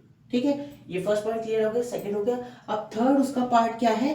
Jacket. तो वो जैकेट कैसी है? प्रोटेक्टिव लेयर है। प्रोटेक्टिव लेयर है क्योंकि ये एनवायरनमेंट में कोई कुछ भी अनवांटेड पार्टिकल है तो उससे उसको बचाती है, जिससे कि प्रॉपर फंक्शनिंग होता रहे, क्योंकि ये कम्युनिकेशन के लिए काम में आता है और मिलिट्री वगैरह में भी बहुत हाई लेवल पे काम में आता है ये। तो वहां पे यदि इस तरीके की कोई इसके अंदर कोई सिस्टम यदि खराब हो जाएगा तो क्या होगा? ट्रांसमिशन ही नहीं होगा। तो ये जो बाहर वाली जैकेट है वो क्या करती है? सराउंडिंग मीडियम से उसको बचा के रखती है। ठीक है, क्लियर हो गया? तो आप ये नोट कर लीजिए। Now the classification of optical fibres. तो classification, it is classified into 2 categories.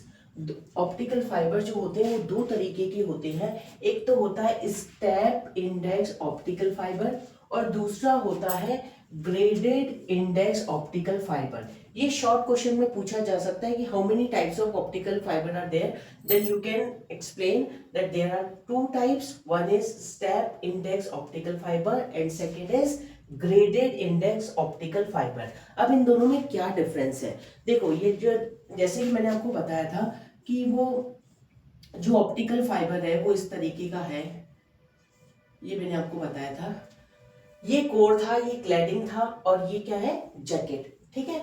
तो अब इसके अंदर जैसे ही लाइट जाती है तो अब क्या होता है कि क्लैडिंग का रिफ्रैक्टिव इंडेक्स कम है और जो ये है कोर, इसका रिफ्रैक्टिव इंडेक्स ज्यादा है। तो इसमें क्या होता है कि जैसे ही लाइट इससे टकराती है, इस तरीके से टकराती है, तो वो क्या होता है कि क्योंकि ये जो इसके इंटरफेस पे, कोर और क्लैडिंग के इंटरफेस पे, क्लैडिंग भी यही चाहता है कि कोर के अंदर ही वो जो लाइट है वो कन्फाइंड रहे। तो क्या होगा, वो जैसे ही यहाँ पे इस पे जैसे ही स्ट्राइक होगी लाइट तो वो रिफ्लेक्ट हो जाएगी। अब ये रिफ्लेक्ट क्यों होगी, रिफ्लेक्ट वो तब होगी जब यहाँ पे इंसिडेंट एंगल, ये जो इंसिडेंट एंगल है वो incident angle greater than critical angle हो, ग्रेटर देन क्रिटिकल एंगल होगा तो उस केस में यहाँ पे रिफ्रैक्शन नहीं होगा। जैसे जैसे angle of refraction, angle of incident हम बढ़ाते जाएंगे तो रिफ्रैक्शन एंगल जो है वो भी बढ़ता जाएगा और क्या होगा, वो एक पॉइंट ऐसा आएगा जब एंगल ऑफ इंसिडेंट और एंगल ऑफ जो है रिफ्रैक्शन वो क्या होगा, दोनों बराबर हो जाएंगे। बराबर इन द सेंस कि वो 90 डिग्री पे, रिफ्रैक्शन एंगल ऑफ रिफ्रैक्शन क्या होगा, 90 डिग्री पे आ जाएगा और उसको बोलते हैं क्रिटिकल एंगल। अब ये क्रिटिकल, अब अभी तो ये क्या कह रहे हैं हम कि यदि इंसिडेंट एंगल जो है हम बढ़ाते जा रहे हैं और जैसे जैसे हम बढ़ाते जा रहे हैं तो रिफ्रैक्शन एंगल भी वो नॉर्मल से दूर होता जाएगा और एक पॉइंट ऐसा आएगा जब वो 90 डिग्री पे आ जाएगा, ठीक है। अब उसका और हमने इंसिडेंट एंगल यदि हम बढ़ा देंगे तो उस केस में क्या होगा, रिफ्रैक्शन होने की जगह रिफ्लेक्शन ही होगा, कंप्लीट रिफ्लेक्शन होगा। तो वही ये क्रिटिकल एंगल है। तो जब incident angle greater than critical angle हो जाता है, यानी कि जो इंसिडेंट एंगल को हम और बढ़ा दें तो उस केस में क्या होगा, रिफ्रैक्शन की जगह रिफ्लेक्शन होगा। और ये चीज इस तरीके से, ये जो कोर है इसके अंदर फिर ऐसी चीज होगी तो रिफ्लेक्शन इस तरीके से जिगजैग फॉर्म में वो जो कोर है उसी के अंदर जो लाइट है वो प्रोपेगेट करती रहेगी और फिर इस तरीके से एक जगह से दूसरी जगह हमें जो लाइट है वो ट्रांसमिट होती है, यानी कि इंफॉर्मेशन ट्रांसमिट होती है। तो उसमें कंसेप्ट क्या लग रहा है, ये जिगजैग फॉर्म में जा रही है, यानी कि टोटल इंटरनल रिफ्लेक्शन हो रहा है और टोटल इंटरनल रिफ्लेक्शन की वजह से ही कोई भी इंफॉर्मेशन हमें पहुंचानी होती है ऑप्टिकल फाइबर से। तो जो कम्युनिकेशन की जगह ये ऑप्टिकल फाइबर क्यों काम में आते हैं, क्योंकि वो इस तरीके, इस प्रिंसिपल पे बेस्ड है, टोटल इंटरनल रिफ्लेक्शन। तो इस तरीके से जिगजैग फॉर्म में जाके फाइनली वो इंफॉर्मेशन पहुंचाती है। तो यही मैंने आपको लिख रखा है। Step index parabolic, step index optical fibre में क्या होता है, when incident angle is greater than critical angle, in that case क्या होता है, टोटल इंटरनल रिफ्लेक्शन होता है। और वो कैसा होता है, इस तरीके से जिगजैग फॉर्म में यहाँ पे इस कोर में होता है, ठीक है। तो मैंने आपको यही बोला था कि जो लाइट है वो कोर के अंदर ही कन्फाइंड रहती है। तो कोर के अंदर कन्फाइंड कैसे रहेगी वो मैंने आपको बता दिया, जब angle of incident is greater than the critical angle, in that case reflection नहीं होता, वो क्या होता है, टोटल रिफ्लेक्शन होता है। क्लियर हो गया। तो ये स्टेप इंडेक्स ऑप्टिकल फाइबर में होता है। अब ग्रेडेड इंडेक्स ऑप्टिकल फाइबर में क्या होता है, उसमें थोड़ा सा डिफरेंस है, लेकिन अल्टीमेटली होता तो वही चीज है कि इंटरनल रिफ्लेक्शन होता है, लेकिन इसमें पैराबोलिक फॉर्म में होता है। इसमें देखो जिगजैग फॉर्म में हो रहा है ना, तो उसमें क्या होगा, यदि मैं इसमें आपको बताऊं, यदि ये लाइट जाएगी तो इस तरीके से ऐसे ना पैराबोलिक फॉर्म में आपको मिलेगा, यू ऐसे पैराबोलिक फॉर्म में आपको मिलेगा, ठीक है, इस तरीके से पैराबोलिक फॉर्म में मिल रहा है हमें। इसमें ऐसा क्यों मिल रहा है, और फाइनली जो हमें इंफॉर्मेशन मिलती है वो तो हमें भी यहाँ इसमें भी मिलती है, ग्रेडेड इंडेक्स ऑप्टिकल फाइबर में भी मिलेगी, लेकिन बस केवल इतना, इसमें जिगजैग फॉर्म में होता है, इसमें पैराबोलिक मैनर में होता है। क्यों होता है? When refractive index decreases in a parabolic manner from maximum value at centre, यानी कि यहाँ पे मैक्सिमम वैल्यू है रिफ्रैक्टिव इंडेक्स की, तो यहां से लेके यहां तक ये जो है कांस्टेंट वैल्यू किसकी? Refractive index. यहाँ पे रिफ्रैक्टिव इंडेक्स की मैक्सिमम वैल्यू और यहाँ पे कांस्टेंट वैल्यू है, ये जो कोर और क्लैडिंग इंटरफेस पे।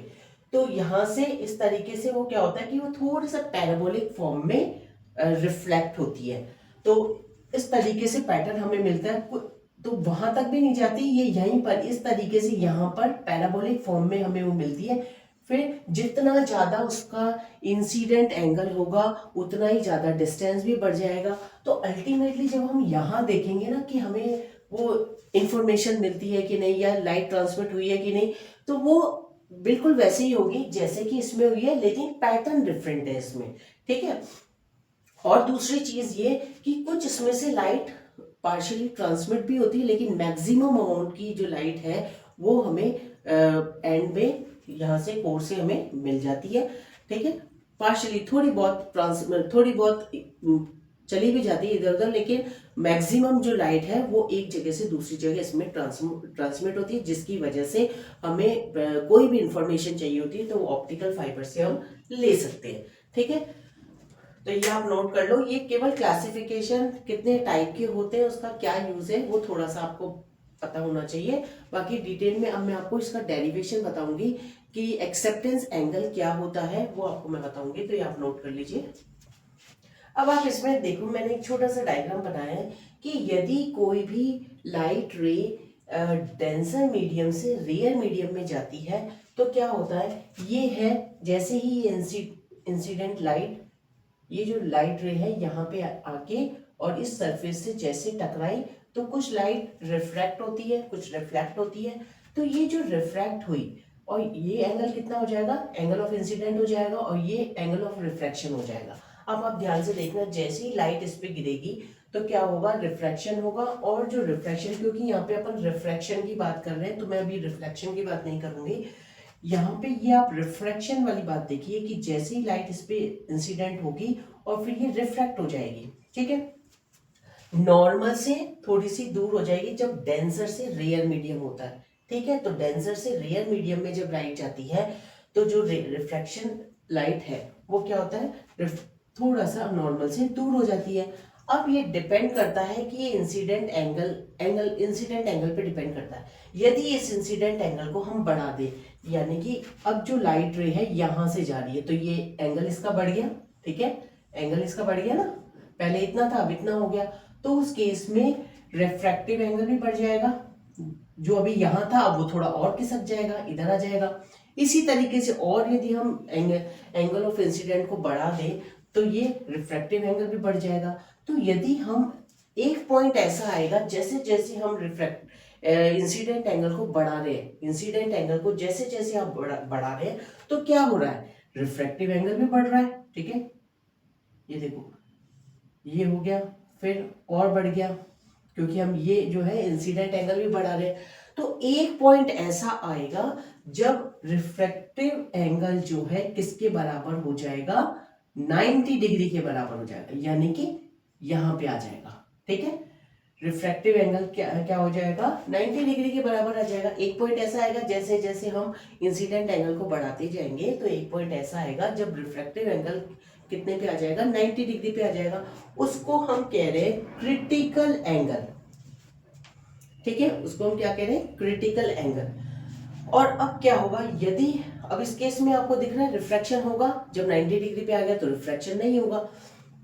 तो इस केस में रिफ्रैक्शन होगा ही नहीं, क्योंकि अब वो जो है एंगल ऑफ रिफ्रैक्शन था वो किसके बराबर आ गया, 90 डिग्री पे आ गया, तो हमें रिफ्लेक्शन दिख ही नहीं रहा।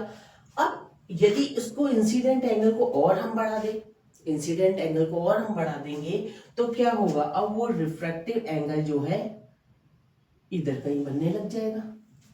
इसका मतलब क्या हुआ कि अब रिफ्रैक्शन नहीं हो रहा, अब क्या हो रहा है, रिफ्लेक्शन हो रहा है। रिफ्रैक्शन हो रहा था, लेकिन उसकी जगह क्या हो रहा है, रिफ्लेक्शन हो रहा है, क्योंकि एंगल ऑफ इंसिडेंट को हम बढ़ाते जा रहे हैं, तो ये एंगल शिफ्ट होता जा रहा है, शिफ्ट होता जा रहा है। फिर एक पॉइंट ऐसा आ रहा है कि वो 90 डिग्री पे आ गया, और फिर जब और हमने इंसिडेंट एंगल को बढ़ाया तो जो लाइट रे है वो रिफ्लेक्ट हो रही है, ठीक है, रिफ्लेक्ट हो रही है, यानी कि इसी को हम कहते हैं टोटल इंटरनल रिफ्लेक्शन या टोटल रिफ्लेक्शन बोलते हैं। और वो किसके अंदर हो रहा है, ऑप्टिकल फाइबर के अंदर हो रहा है, कोर के अंदर रिफ्लेक्शन हो रहा है, टोटल रिफ्लेक्शन हो रहा है, और अंदर की साइड हो रहा है, तो टोटल इंटरनल रिफ्लेक्शन की उसी के अंदर जिगजैग फॉर्म में हमें वो रिफ्लेक्शन दिखेगा। तो इस तरीके से एक जगह से दूसरी जगह यदि हमें कोई भी इंफॉर्मेशन पहुंचानी है तो वो हम ऑप्टिकल फाइबर के द्वारा पहुंचाते हैं, और उसमें वो कौन से वाले प्रिंसिपल पे बेस्ड होता है, वो टोटल इंटरनल रिफ्लेक्शन प्रिंसिपल पे बेस्ड होता है। तो इसीलिए एक जगह से दूसरी जगह यदि कोई भी बात पहुंचाने या इंफॉर्मेशन हमें देनी होती है तो कम्युनिकेशन के लिए ऑप्टिकल फाइबर को यूज किया जाता है, और वो कौन से प्रिंसिपल पे बेस्ड होता है, टोटल इंटरनल रिफ्लेक्शन। क्लियर हो गया, एंगल पे डिपेंड कर रहा है, और इस तरीके से अब रिफ्रैक्शन नहीं हो रहा, अब क्या हो रहा है, रिफ्लेक्शन हो रहा है। क्लियर हो गया। वही चीज मैंने लिख रखी है कि incident angle, if the incident angle is greater than the critical angle, उस एंगल को हम क्रिटिकल एंगल बोल रहे हैं क्योंकि वो चेंज होता जा रहा है, एक पॉइंट आ गया, क्रिटिकल सिचुएशन आ गई, अब उस एंगल को हमने क्रिटिकल एंगल नाम दे दिया जब 90 डिग्री पे होता है। फिर और जैसे ही हमने बढ़ाया एंगल तो वो क्या हो रहा है, रिफ्लेक्शन हो रहा है। तो क्रिटिकल सिचुएशन में होना चाहिए था रिफ्लेक्शन, लेकिन हो रहा है रिफ्लेक्शन। लेकिन इससे हमें ही फायदा है क्योंकि यहाँ हम कहाँ पे यूज कर सकते हैं इसको, कम्युनिकेशन ट्रांसमिशन पर्पस के लिए हम काम में ले सकते हैं इसको, और बहुत हाई लेवल के उसमें भी काम में आता है, एयरक्राफ्ट वगैरह में भी काम में आता है ऑप्टिकल, तो बहुत जगह काम में आता है, बहुत ही यूजफुल है। तो वो तभी यूजफुल है ना जब यहाँ पे इंसिडेंट, उसकी कंडीशन क्या है, incident angle is greater than the critical angle, in that case total internal reflection takes place. Clear, तो कौन सा क्या हो रहा है यहाँ पे, total internal reflection takes. Clear हो गया, ठीक है। तो मैंने आपको इससे पहले बोला था कि क्रिटिकल एंगल मैं आपको बताऊंगी, तो वो है क्रिटिकल एंगल। अब मैं आगे आपको बताने वाली हूँ एक्सेप्टेंस एंगल, और एक्सेप्टेंस एंगल, क्रिटिकल एंगल मैंने आपको बता ही दिया, अभी उसका छोटा छोटा कुछ डेरिवेशंस भी है, तो ये आप नोट कर लीजिए। तो अब हम बात करते हैं एक्सेप्टेंस एंगल की। तो एक्सेप्टेंस एंगल क्या होता है ये मैं आपको डायग्राम के साथ बताऊंगी।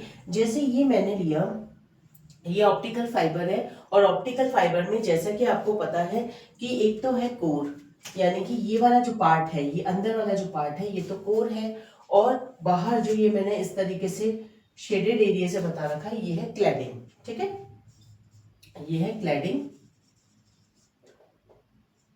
और अंदर वाला पार्ट है कोर।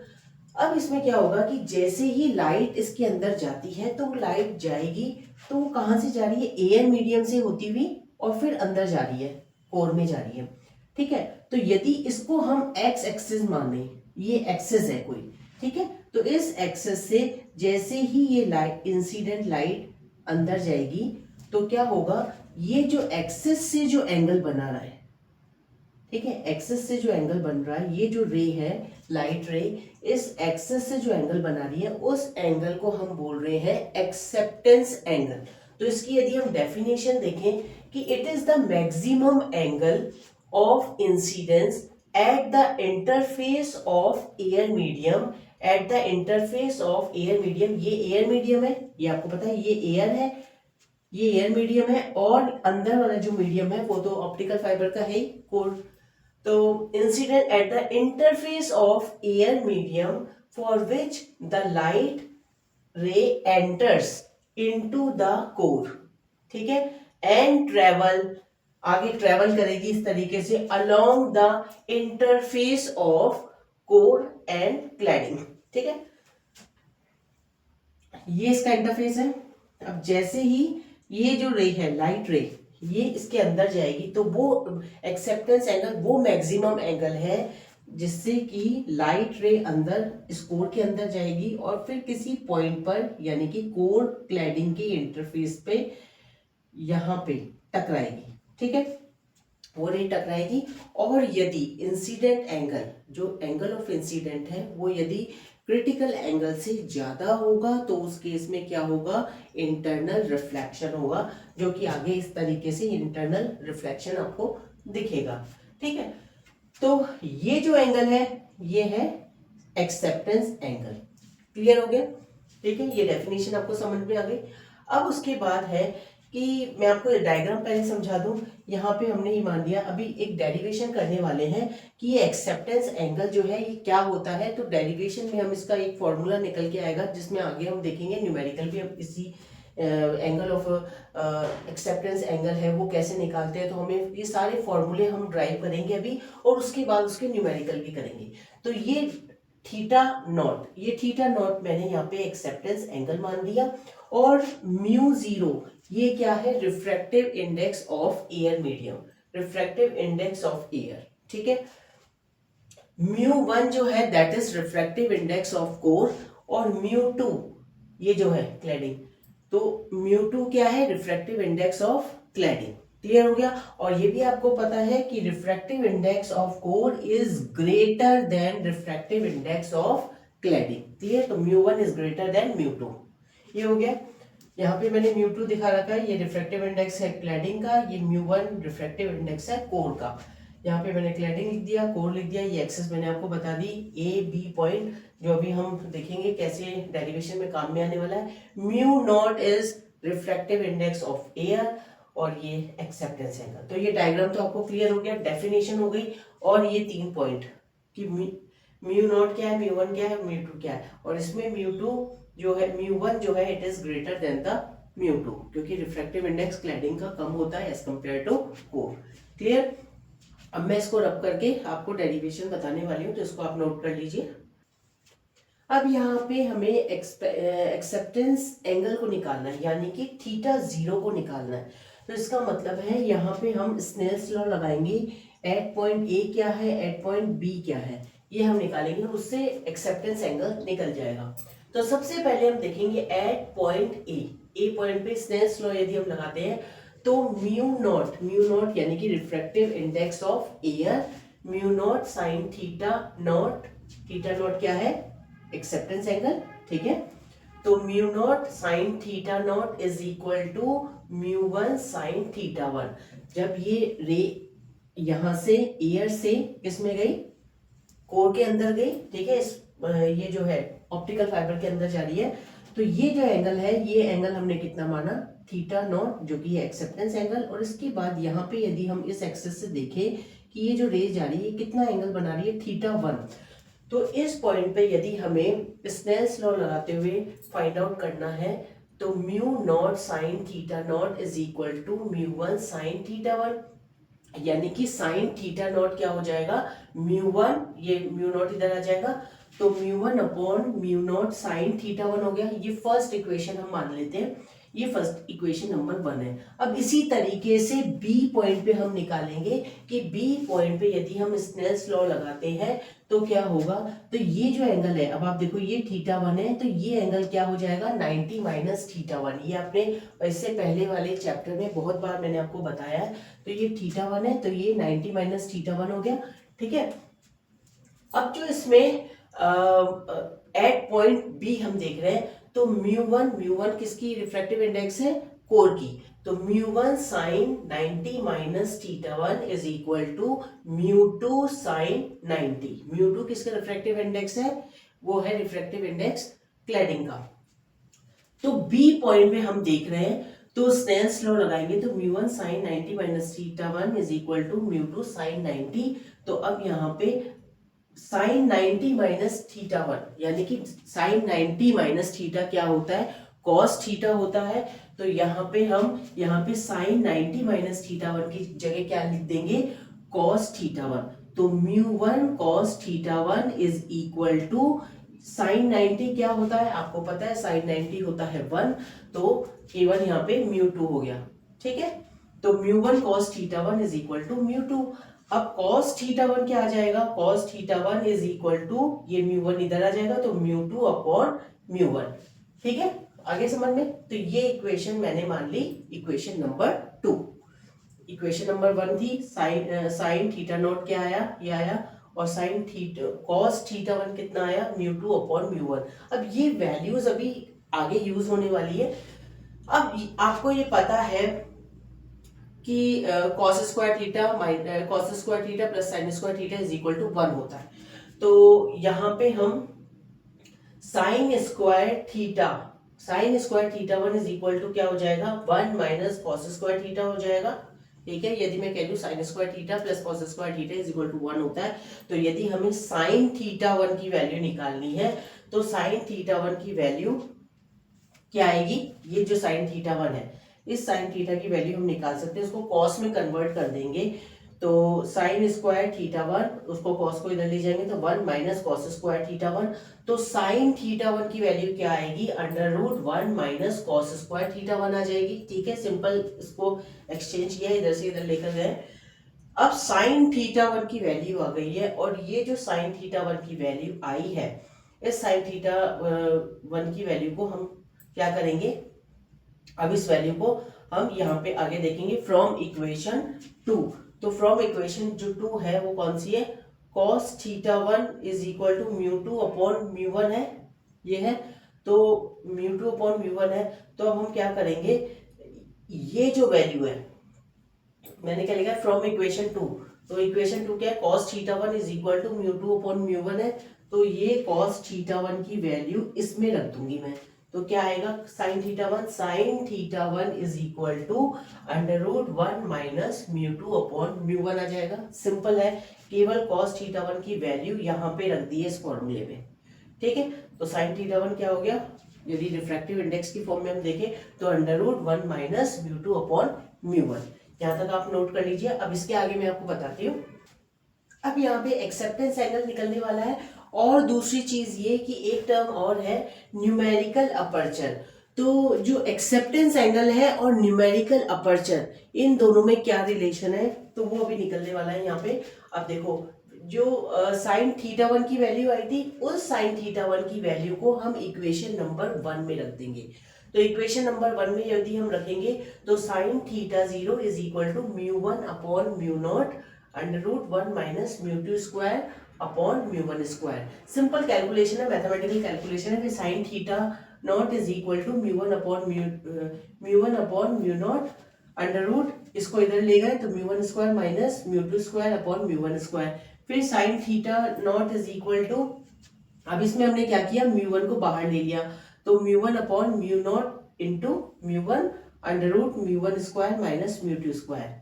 सिंपल कैलकुलेशन है। फिर sine theta not is equal to, अब क्या करेंगे, यहाँ पर ये कैंसिल हो रहा है, म्यू वन और म्यू वन कैंसिल हो रहा है, तो 1 upon mu nought under root mu one square minus mu two square. Clear हो गया। अब यहाँ पे ये जो है, यदि हम ये मानते क्या है कि जो म्यू नॉट क्या है, म्यू नॉट तो रिफ्रैक्टिव इंडेक्स ऑफ एयर है, और एयर का रिफ्रैक्टिव इंडेक्स क्या होता है, 1 होता है। तो यहाँ पे यदि म्यू नॉट, क्योंकि म्यू नॉट रिफ्रैक्टिव इंडेक्स है एयर का, तो यदि म्यू नॉट की वैल्यू हम यहाँ पे रख दे तो ये 1 आ जाएगा, 1 होगा। तो sine theta not is equal to, अब क्या हो जाएगा, under root mu one square minus mu two square हो गया, क्योंकि ये तो 1 था ना, रिफ्रैक्टिव इंडेक्स एयर का तो 1 है। तो ये जो वैल्यू आई है ये है न्यूमेरिकल अपर्चर, और आपके सिलेबस में न्यूमेरिकल अपर्चर और जो एक्सेप्टेंस एंगल है उसमें क्या रिलेशन है। तो ये अब देखो, यहाँ पे ये जो वैल्यू आई है ये है न्यूमेरिकल अपर्चर। क्लियर। तो यहाँ पे मैंने शॉर्ट में लिख रखा है NA, numerical aperture is equal to sine theta not is equal to under root mu one square minus mu two square. तो थीटा नॉट ही तो है एक्सेप्टेंस एंगल, तो एक्सेप्टेंस एंगल हमें निकालना है, तो theta not is equal to sine inverse under root mu one square minus mu two square. Clear हो गया। तो यहाँ पे इसको इधर जब लेकर गए तो ये इनवर्स में हो गया, तो इसको कहते हैं एक्सेप्टेंस एंगल। तो ये वैल्यू क्या है, sine inverse under root mu one square minus mu two square. और न्यूमेरिकल अपर्चर क्या है, sine theta not is equal to under root mu one square minus mu two square. तो ये आप नोट कर लीजिए। अब बस 2 टर्म और है जो मैं आपको बताने वाली हूँ, बहुत इंपॉर्टेंट है, और ये डेरिवेशन एग्जाम में आ जाता है, तो आप इसको नोट कर लीजिए। अब इसमें 2 टर्म्स और है। एक तो मैंने आपको इससे पहले मैंने 2 टर्म्स जो बताई थी वो क्या थी, एक तो है एक्सेप्टेंस एंगल, दूसरा था न्यूमेरिकल अपर्चर, तीसरा है इंडेक्स डिफरेंस। ये इंडेक्स डिफरेंस क्या होता है, इंडेक्स डिफरेंस जो होता है वो डेल म्यू से रिप्रेजेंट किया जाता है और del mu is equal to mu one minus mu two होता है।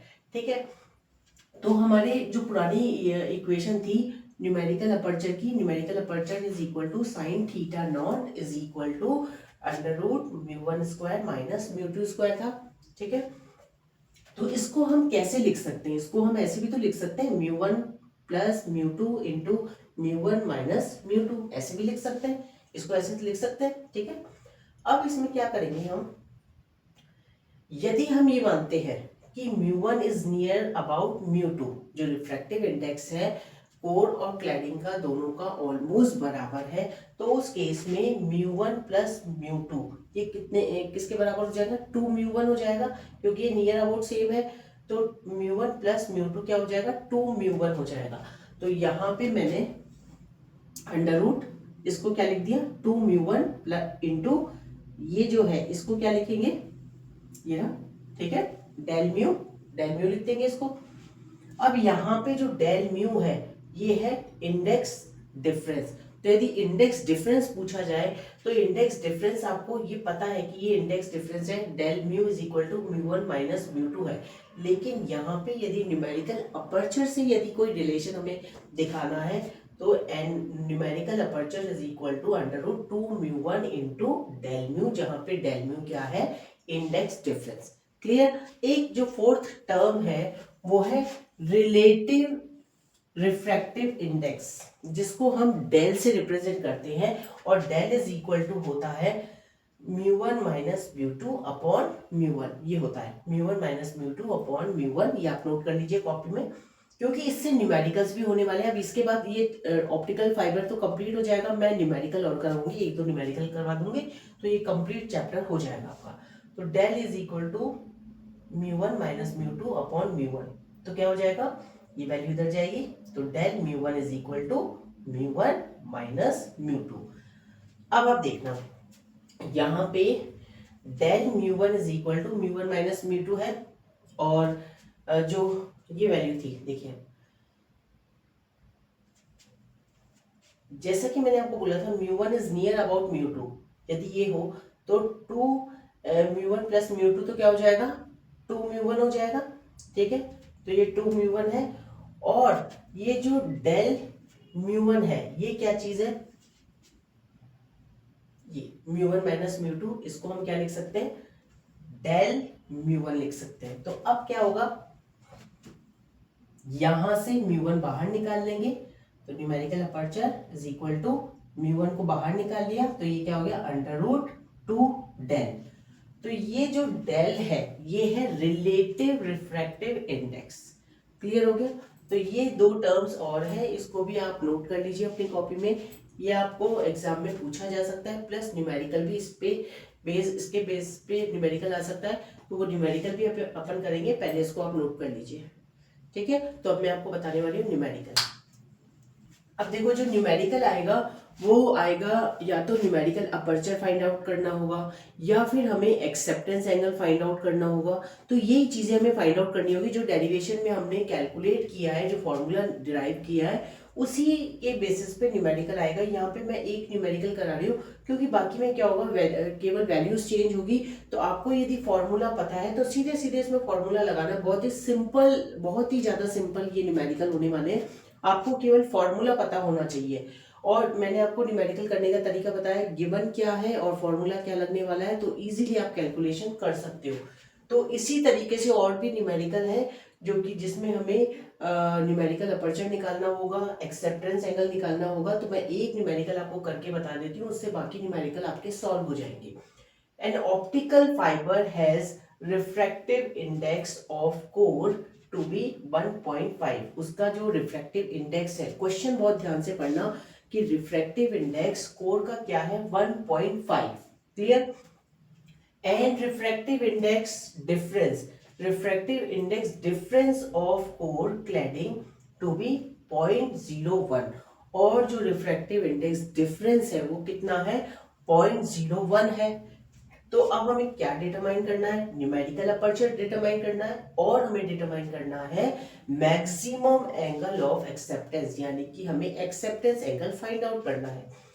तो न्यूमेरिकल अपर्चर का फॉर्मूला क्या होता है, sine theta 0 is equal to mu 1 under root 2 del, ये मैंने अभी अभी बताया था, ठीक है, म्यू 1 अंडर रूट 2 डेल्टा। तो ये यहाँ पे जो डिफरेंस है, रिफ्रैक्टिव इंडेक्स डिफरेंस क्या है, 0.01, ठीक है। तो इस डेल्टा की जगह 0.01 आ जाएगा। और म्यू वन क्या है, म्यू 1 क्या था, रिफ्रैक्टिव इंडेक्स ऑफ कोर, वो है 1.5, ठीक है। तो 1.5 इंटू अंडर रूट 2 इंटू 0.01, तो ये वैल्यू कैलकुलेट होके आ जाएगी, आप करके देख लेना, ये वैल्यू आ जाएगी। अब इसमें हमें एक्सेप्टेंस एंगल फाइंड आउट करना है, तो acceptance angle is what, sine, इसको इधर लेके जाएंगे तो ये थीटा नॉट जो है ये एक्सेप्टेंस एंगल ही तो है, तो theta not is equal to sine inverse mu 1 under root 2 delta. इसकी वैल्यू क्या आई है, 0.21 आई है। तो sine inverse under root of 0.21, इसकी जो वैल्यू आएगी वो कितनी है, 12 डिग्री। तो एंगल ऑफ एक्सेप्टेंस यानी कि एक्सेप्टेंस एंगल कितना है, 12 डिग्री है। क्लियर।